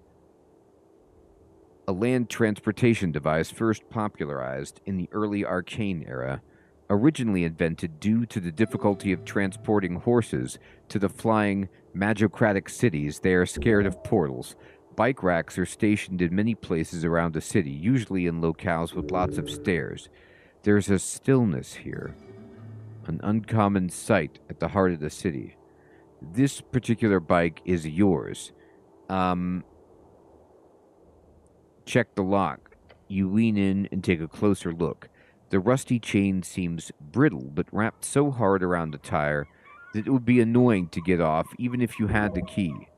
Why would you wrap it like that? You should take better care of this magnificent bike. Wait, this is my bike? Yes, you fool. Keep up. Sure is.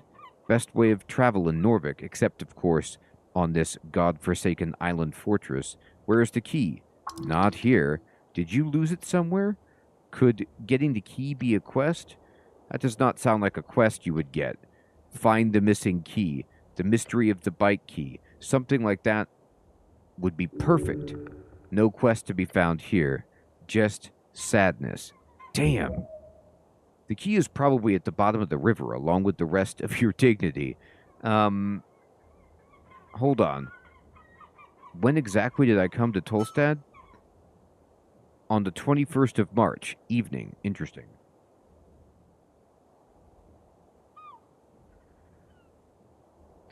Then you fell. This is as far as you came. The hair at the back of your neck stands on end as you sense the sudden shift.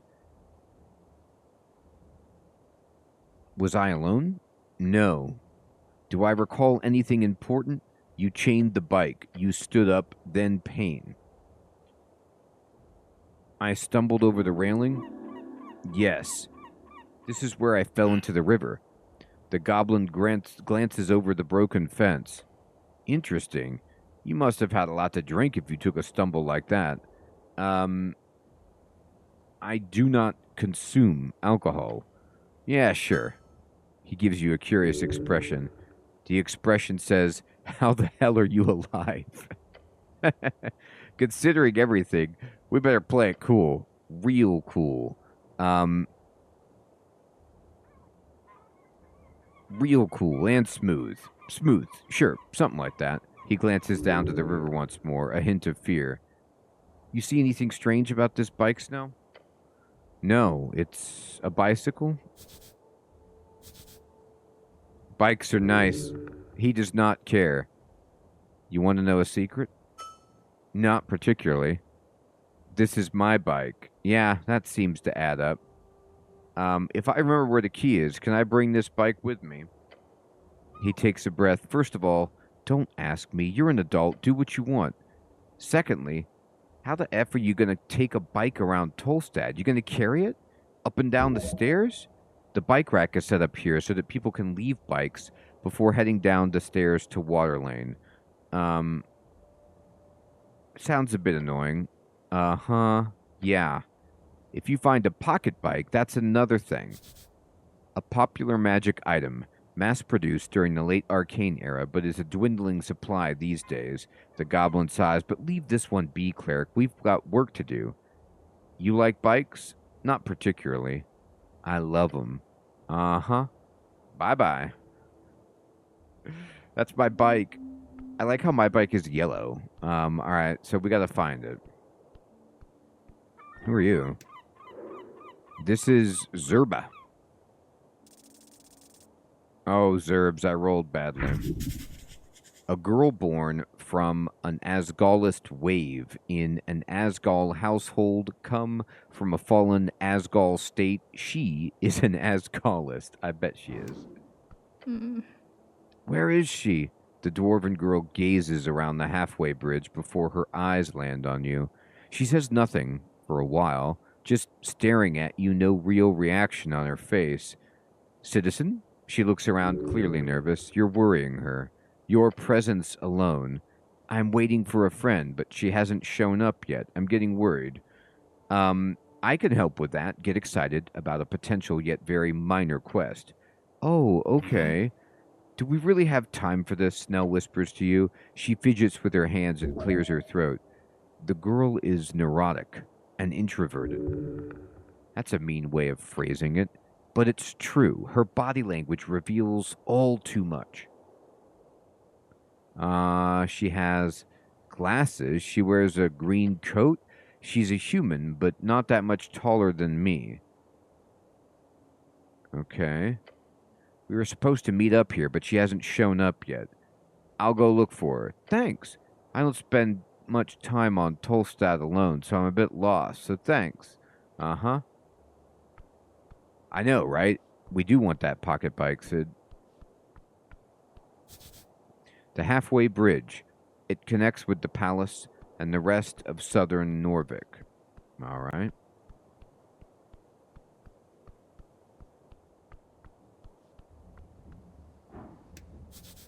Sleeping for service. Come back after midnight. I'm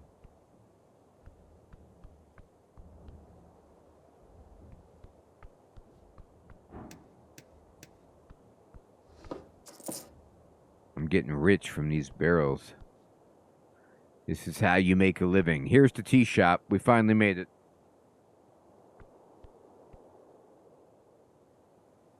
Yeah, Marcus, it really is. That tea shop. Amid scorch marks and cracked masonry, you approach a doorway. There are several planks blocking passage. The tea shop, what a mess. Take a peek inside. A powerful force left these marks. Fastened with several nails, you also see a paper. The goblin clears his throat and begins reading the bold letters at the top of the paper. City notice, no trespassing. That doesn't include me, does it? I'm no expert in city law, but your companion suddenly kicks the plank, sending a subtle ripple of blue energy around his foot. You think I wouldn't sneak in by myself if I could? It's sealed. You ain't getting in without the magistrate's approval. Touch the planks. As you do, subtle ripples of blue energy appear around your gloved hand. It is sealed. As you move away your hand, the faint aura shimmers in a dark, translucent blue and then fades away. Yep. Just standing near the door makes it clear that there's a locking spell cast on it. Strength 26, DC. Attempt to break in. What kind of magic is this? It's arcane lock. Casting it on a bunch of planks is unorthodox, but obviously they got it working. Arcane lock, a second-level abjuration spell. It locks entryways until dispelled. Costs a bit to cast, but once it's in place, it's quite a nuisance. It's used all over the towers. You need a passphrase to unseal it. Can I bypass it with magic? Of course, knock would do the trick. A second level transmutation unlocks things. The definition of locked has been stretched over the centuries, but the spell works on most closed containers or entryways. Dispel magic could also work, however, you do remember it being quite difficult to get a hold of, even within the tower. Do not expect to find it here. Can I guess the passphrase? Guess? Guess? Without knowing who placed the seal, personally and their preferences? Even assuming the person who placed it is an idiot who would use something of their own preference, there are millions of sentences. There is no chance in hells you could simply guess. Now go figure something else out. Take a look at the planks. You take a step backward and gaze at the wood. Look around at... There's no other way in? Not that I know of, but it wouldn't surprise me. Tostat is full of tunnels, holes, pipes, so who knows? Maybe we can get in underground. Look at the scorch marks. The marks go far. The flames must have been enormous. Very clear signs of esoteric power. Arguably, these marks could possibly have been caused by a regular fire of a wooden house. This stone masonry does not have enough fuel to carry such a flame, unless the building were stacked to the brim with tinder. Check out the notice. City notice, no trespassing. It then continues with a finer writing. By the order of Coin Lord Darrow, the following premises are under city seizure, under suspicion of criminal offense. Unlawful trespassing will be liable under 13 Holster contempt. 13 Holster, a collection of laws surrounding the lawful arrest of citizens. Turn to Snell. Look beyond the planks. You catch glances of still shadows beyond, a counter, fallen wooden beams, a larger interior space covered in soot and burnt furniture, a scorched mess. The tea shop that blew up, huh? It sure did. Was one hell of a blast, but the structure is still standing. The masonry is modern, clearly the work of dwarven engineering. Looks like crap, but boy, can it take a hit. I should leave.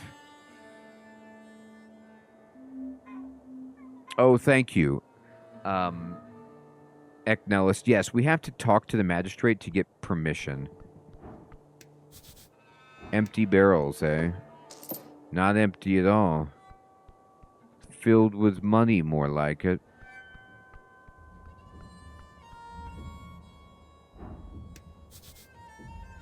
Active machinery inside.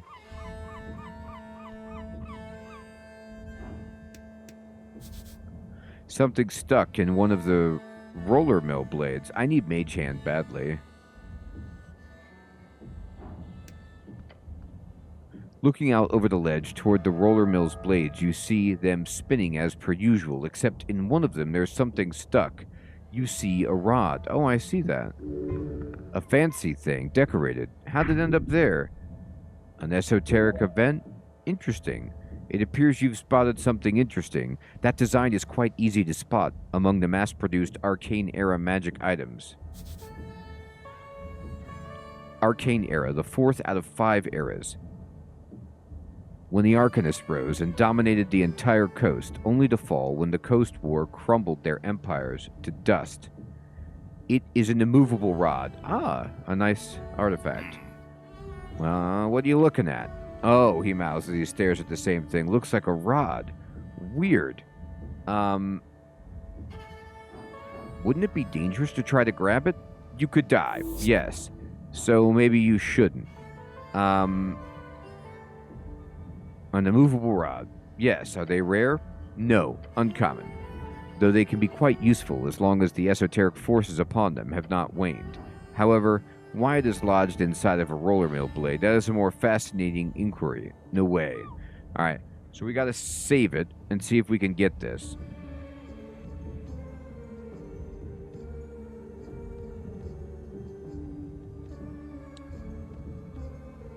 Thank you for the kind words, Marcus. Yes, indeed.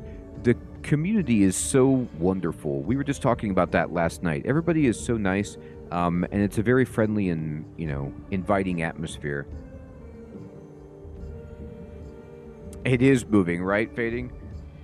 Not immovable at all. So the question is, I can try to risk it for the biscuit.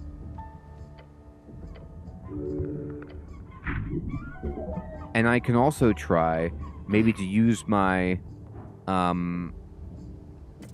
use my thingamabob. I don't know how to use my, shard or whatever. You reach out, landing as far as you can, and... No, wait! Cleric! Oh no, you missed the rod, but in the process of falling, you landed right onto the blade of the roller mill. Nice. How did you even... help me, Snow! Oh my god, I'm on the thing.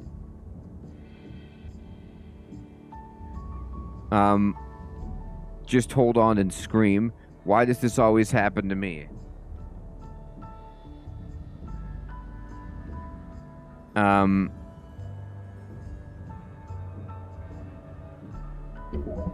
There's a good reason, surely. Maybe even two. Beyond the water, on the ridge of an ancient passage of Jorian stone, stands a young girl, next to her the mother. The child points toward the roller mill, exclaiming, "Mother, look, a cleric. He's riding the mill."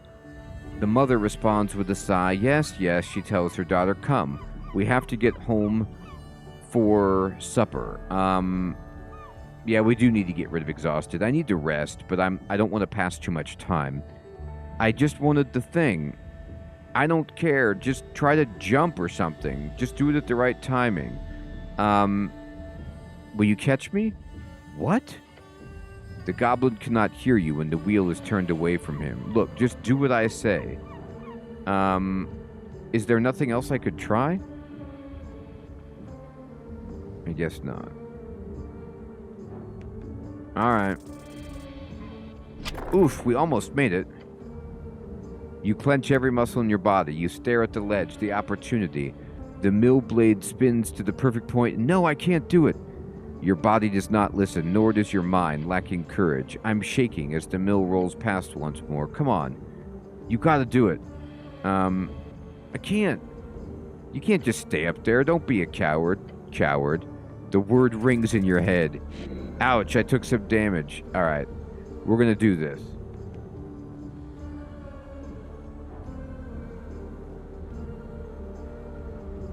I don't have anything that would make this easier. Oof. Darn. -1, so brutal. No, I can't do it. You can't just stay up there. Ouch. I'm gonna take damage until I can make it. That ain't it. I know our feelings are getting wrecked.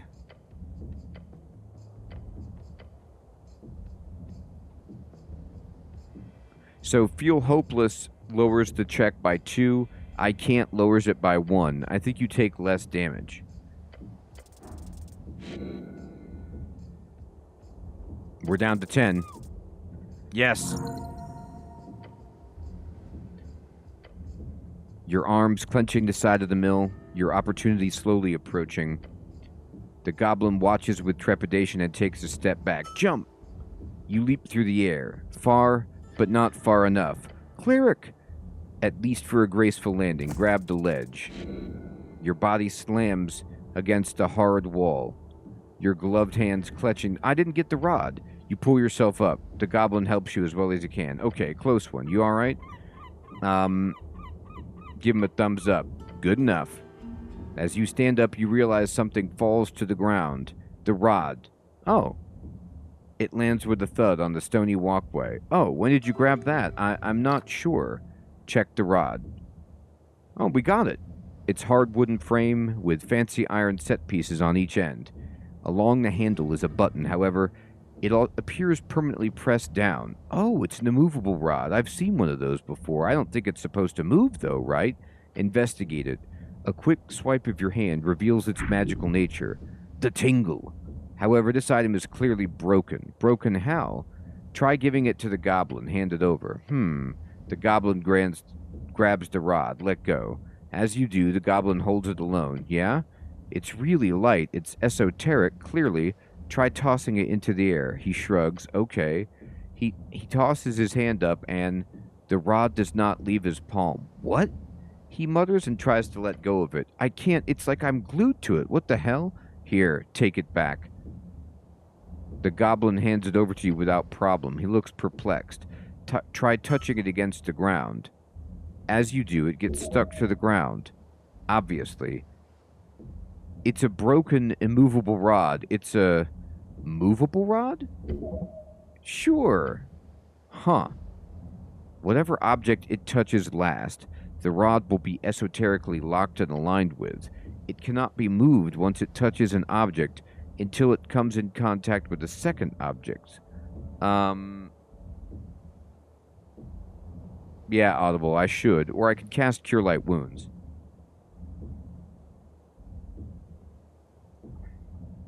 What constitutes an object? That would be an esoteric designation, usually determined by belief or common esoteric forces, or in specific rules left by Jor. In this case, it seems to indicate a dynamic object connected via mass.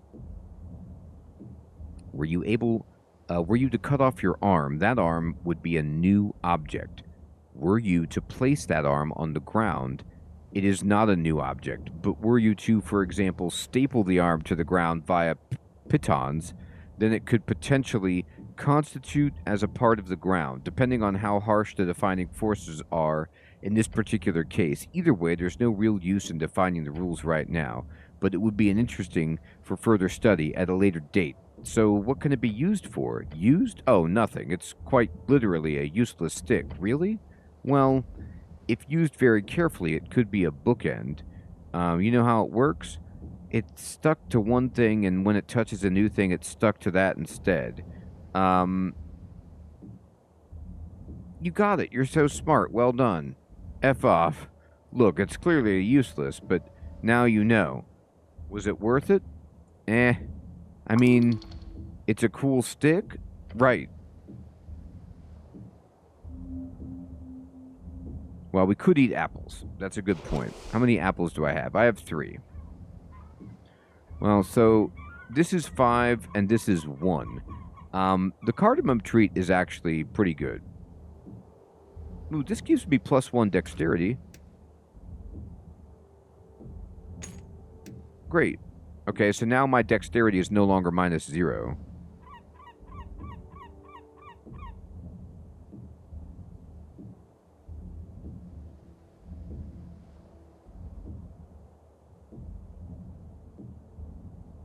Yeah, Snell is hilarious.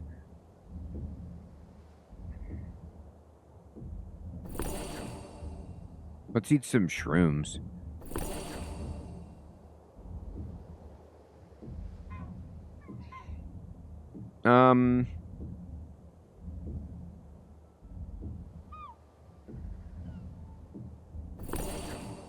Okay, now we're only missing 2 hit points, which feels pretty good. You know what's funny is if I hadn't leveled up before we attempted this, I would have died.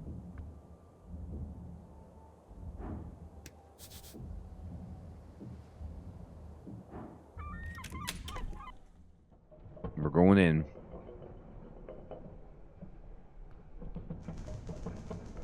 Hey, there was that rust monster again.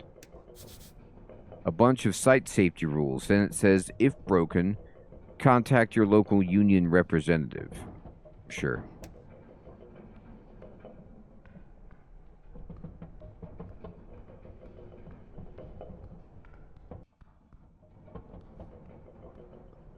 There's something red on this gear. Maybe I just imagined it, but it looked like there was a red dot. Yeah, look. But I can't... There we go. Yeah, do something with it. It's a stress cube. You swipe in a hand and pull it back. Pull it back now. That doesn't seem to do anything. What? It's stuck. What? Yeah, this is bad. Oh, I smashed my fingers. Your fingers. Get pulled down. The pain blinds you, but you feel it. The fall. Ooh, wow. Ah. Well, you're alive. Okay, that was risky. I didn't realize I was risking it. Somehow. Get up. That was effing awful. But it was so close. What? Cleric, what the hell? You're, The goblin lets out an exasperated groan. Be more careful. Okay? Next time? Come on, you gotta try again, don't you? Leave it alone. Alright, we will try again.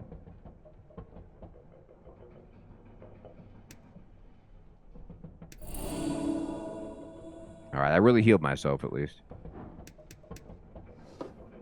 Oh, they gave me a lot of food. We're okay. And incense as well. What does all this incense do again? Oh, you can use this incense to recover spell slots. That's really cool.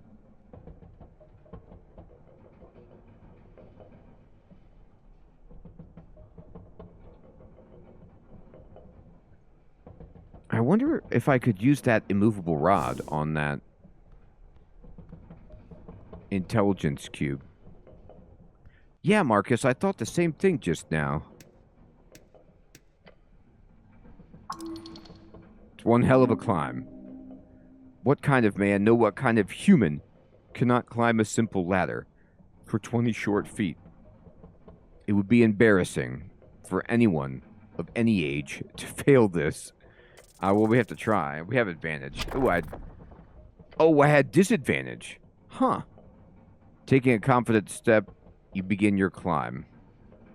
You close your eyes in order to fully immerse yourself in the experience of changing your elevation. You are afraid. It is very high, yet your body remains calm. Your left foot, it's not on the ladder anymore. That's not good. Your right foot, that one's got to be on the ladder, right? I'm afraid to say that no. Both of your feet have slipped off the ladder. The distant cry of a concerned goblin is far, far away from you now, as your entire being is fading into nothing on the floor of this random roller mill on Tolstad. Hold on, I'm dead? There's no need to fret. You've been given your due. This is it. This is the end of the stick. You are a servant of Earth. You've dedicated your entire adult life to serve him. This is not how you are rewarded. No, you are... No, I refuse this end. Reach out. You refuse? Not like this. Grab onto anything you can. The world distorts around you. You were falling. Then you were not. Esoteric forces abound. What'd I do? This is an esoteric event. Your mind can barely register it. Hey, TS, good evening. Good to see you. Your body is on the verge of breaking. Every moment is a painful reminder of the 1,000 others who failed just like you did. You will not come out of this unscathed. Attempt to pull the strings. We got it. That time I had advantage. You follow them as they dance. One seems to go good, but it is far away, yet it's moving closer. By what force? Is it him? Take the string handed to you. Is anything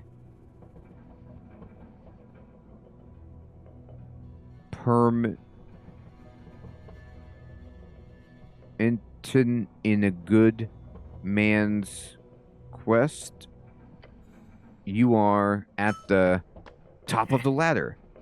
Gods, you're slow. Can we get moving? Huh. So it was like I fell, but then I was saved by something. So I guess being a cleric, like, maybe, you know, like, my god is looking out for me?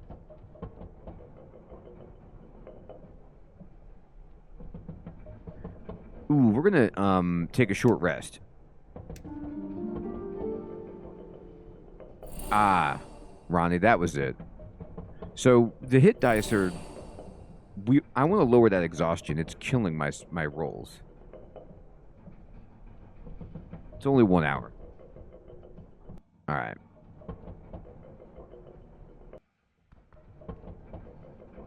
Alright, now I'm going to save it. And I wonder if I can actually just use the item.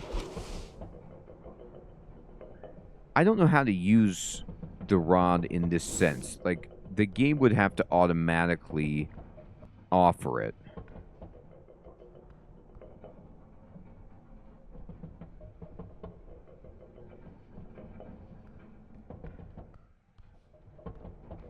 Huh. It's like, it doesn't become... The hitbox on that thing is weird. It doesn't become selectable until it's like, it's too far past. It would be easy if it was like, if I could just select it when it was right here, you know, at the top, at the peak. So I didn't have to risk anything. But it's like... I'm clicking on it. Oh, here. Something stuck to the gear. Oh, maybe I don't click on the thing. Maybe I click on this, and the cogs keep spinning, but you notice something. A shiny red thing stuck to the inner part of the wheel. The dedendum. It's called the dedendum. You approach the cog, and the sticky red thing stuck to it. Stress cube. Slang for gelatinous cube. Gelatinous cube is a mindless yet dangerous cubic ooze. God, I hope that's not what it is. This is just a toy, though. So this is hard. I will return. It's DC 18, and I have no plus. Like, I'd have to roll out of the park to get that. But maybe with Mage Hand, I can just get it.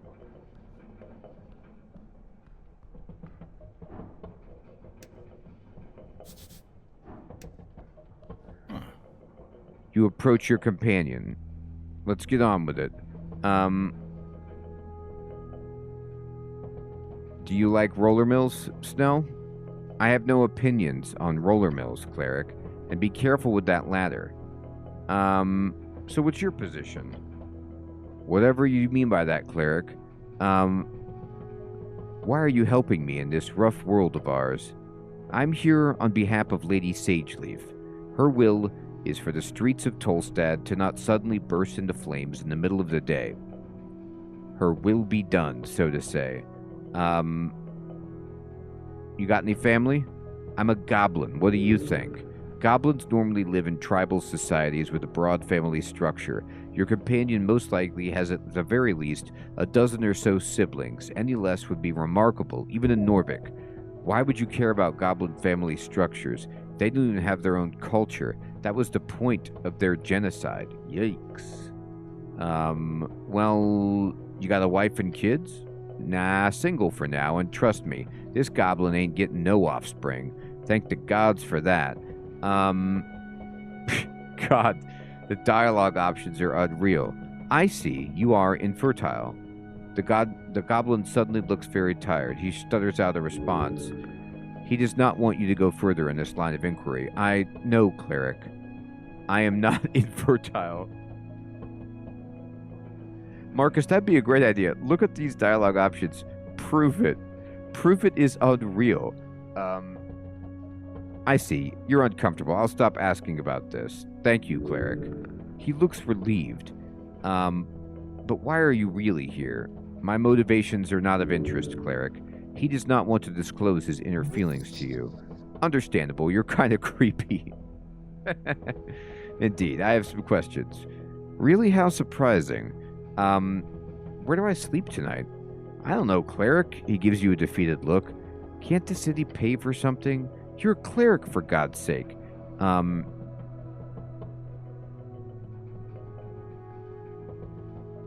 I sleep in the garden? No, or, I mean, he thinks about it for a second, then once again says no. Can I ask the coin lord? Nah, yeah, Darrow's your boss, and it's his job, isn't he?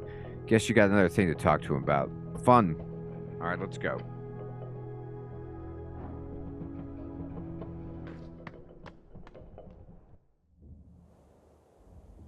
We're on the roof.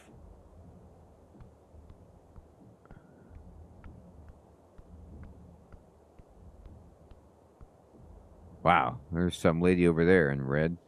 All right, and let's see if we spy anything up here. Oh, I did spy something. What's this? A letter wedged in between some roof tiles. Interesting. This is the resistance note. +1 strength, -2 wisdom. Curious.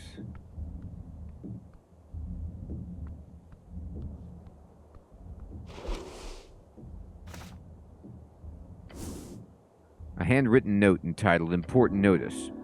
Young and Dumb updated. Oh, here's the quest. To Resistance members, this is what the kid told me at the newsstand. Read the note. Tonight's ting is canceled. Meet up tonight on Water Lane instead. It's time to stop the chant. It's signed by R. The chant? A locally produced newspaper by Osgal authors. Water Lane? You know what Water Lane is. Don't be stupid. It's right down below. You know, the underground port. Largest port in the city. When's the meeting? This evening, it seems. Tonight should mean anything like between 1900 and midnight or something. Right. It's a bit scary. Young people should not be running around. They could hurt themselves. You ever hear about a resistance, Snell? Yeah, the Norvik Resistance or whatever. Minor organization. Basically a bunch of human kids causing trouble. I only know of them because they wiped away some goblin graffiti a couple months ago. I went and talked to one of their moms. Nice old lady in East Housing. After that, we didn't have any more trouble. They're, Free Striders? Nationalists, I think. Bunch of boys. Human boys tend to lean on nationalistic for certain reasons. Yeah, obviously. Roll your eyes, despite the fact that he cannot see it. Boys can be non-fascist. It's possible. He shrugs. Sure, anything's possible. All right, I'll stop looking. All right, so we got some info on why that kid was telling me to watch out on Water Lane.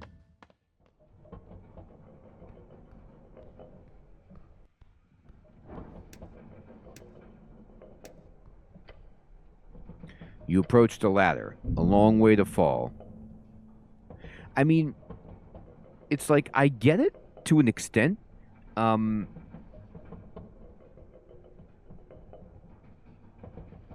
it seems weird to have to make a skill check to climb a ladder. Like, I'm the least skilled person, but I can climb a ladder without difficulty every time. They're made to be easy to climb in general, unless they're too small or too steep, but this is like a one-story ladder. You take and you are... We did it. All right.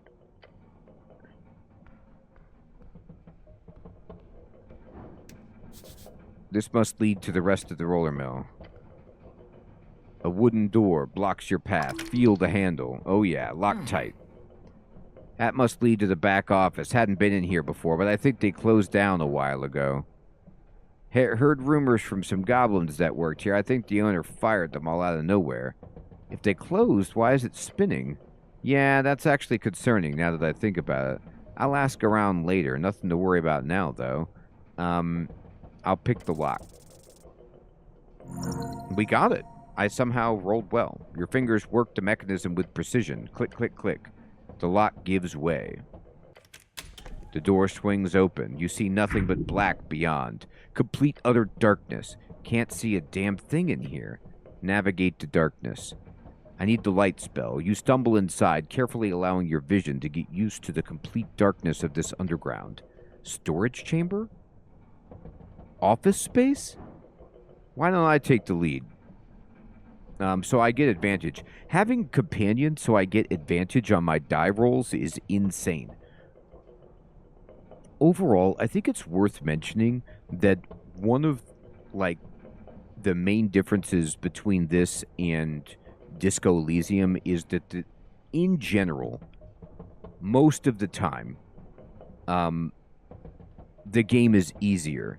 Like, the die rolls are easier, you pass them more often, and you have more opportunities to handle things, like with spells and items and such. And then there's also way more healing and kind of cushion that the game provides you.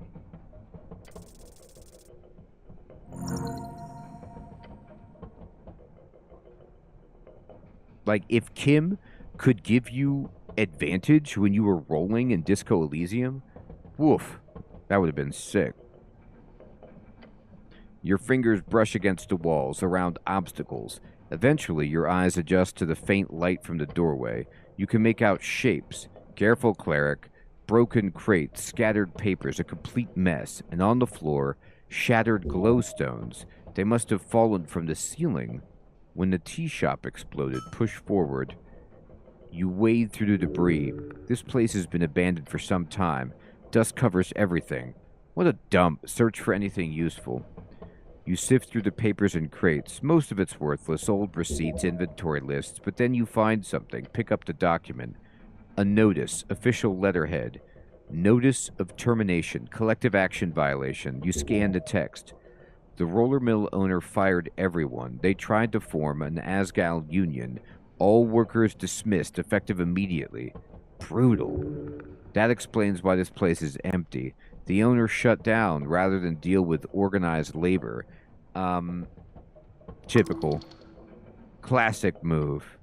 Fire everyone and close up shop. Tale as old as time, or at least as old as factory work. It's bourgeoisie BS all the way up to the top. Snell is correct, sadly. Are you getting political with me, Snell? He shakes his head. Ignore me. I'm getting tired here. You continue deeper into the chamber. At the back, you find an office. The owner's private space. Check the desk. Approach the desk. Old papers, ledgers, more termination notices, and then a drawer, locked but poorly. Force it open. The drawer slides open with a snap. Inside lies a smooth stone, one with several faces, adorned on its sides. It pulses faintly with esoteric energy. A magic item. Esoteric. Examine the stone. Oh, it's a sending pebble. You pick it up carefully. A sending pebble. A magic item capable of casting a weak version of the sending spell, only reaching targets within a kilometer. Due to it not requiring a receiving magic item, unlike a regular sending stone, it is exceedingly expensive and rare. Oh, I can it's like a cell phone? You slip the pebble into your pouch. Except they don't need a phone? I just, talk to people's minds or something? Time to leave. This place has given you all it can. I'm not finding anything else here. Let's go. You make your way back through the darkness. What a lovely delve. Indeed, a lovely delve. I mean, we got a magic item that's extremely valuable. Near the water. Don't fall in again. Let's see if we can find any of our stuff near the water. Wouldn't that be nice? Snell. Oh my god. Man, I want my talk to animals.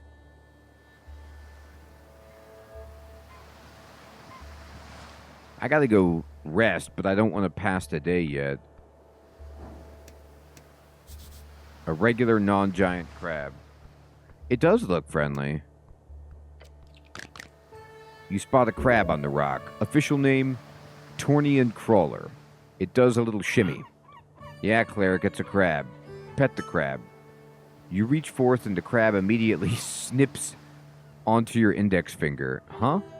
The crab pincers grip your finger hard. Hard. Your index will come off soon. Ouch. Painful. Marcus, in this game, it just basically means magic. Please let me go.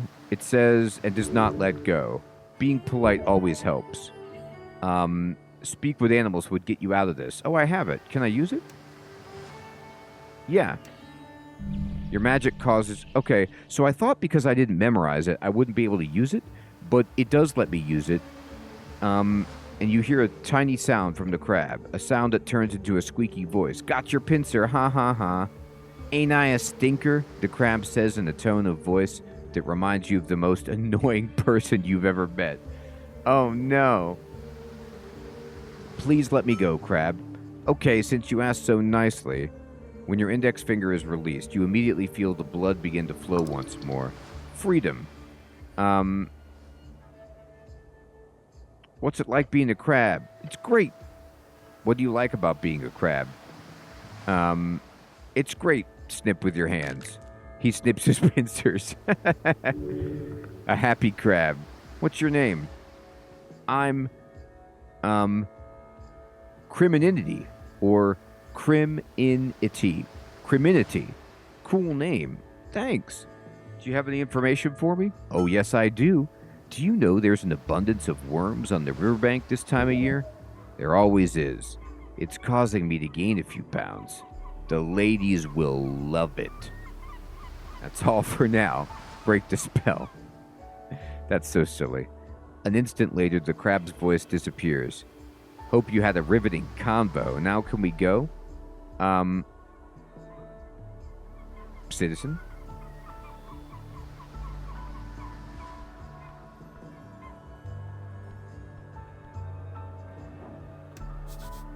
You hear the dockyard beyond.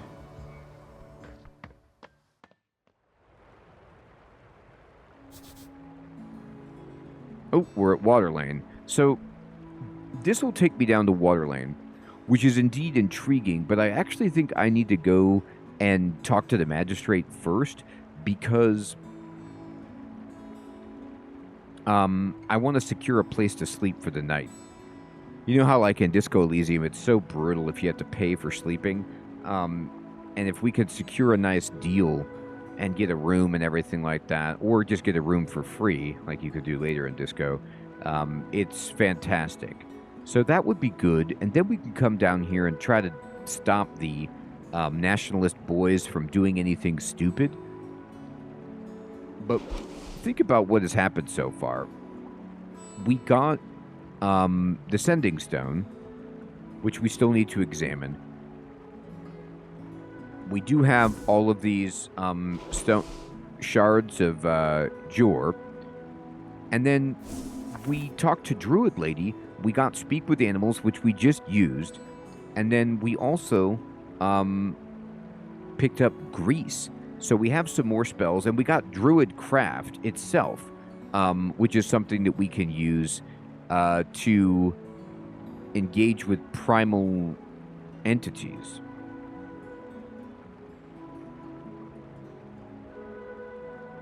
Yeah, Marcus, right? Exactly. So, like, it means sort of that, like the normal definition of esoteric, like being difficult to comprehend, which is, you know, just like things that are dense, incredibly intellectual. But then again, it also fits magic, like, you know, only people who study magic and wizards can really get it. Or it could be clerics, people who commune with the divine. But then even so, it's esoteric. It's like, you know, like we see God's plan through a glass darkly, that kind of thing, you know. So it's like difficult to divine, difficult to interpret. It's kind of a catch-all word for, yes, mystical, supernatural, but that could be divine or magical, you know, in this space.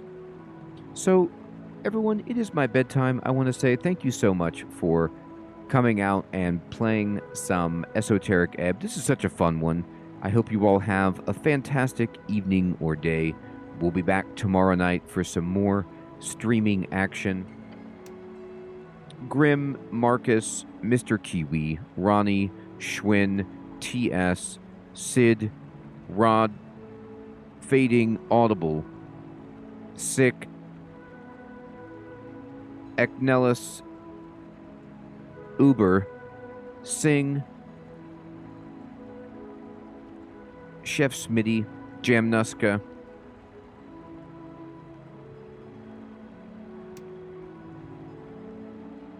take care, everyone. See you, Ronnie. See you, Sick.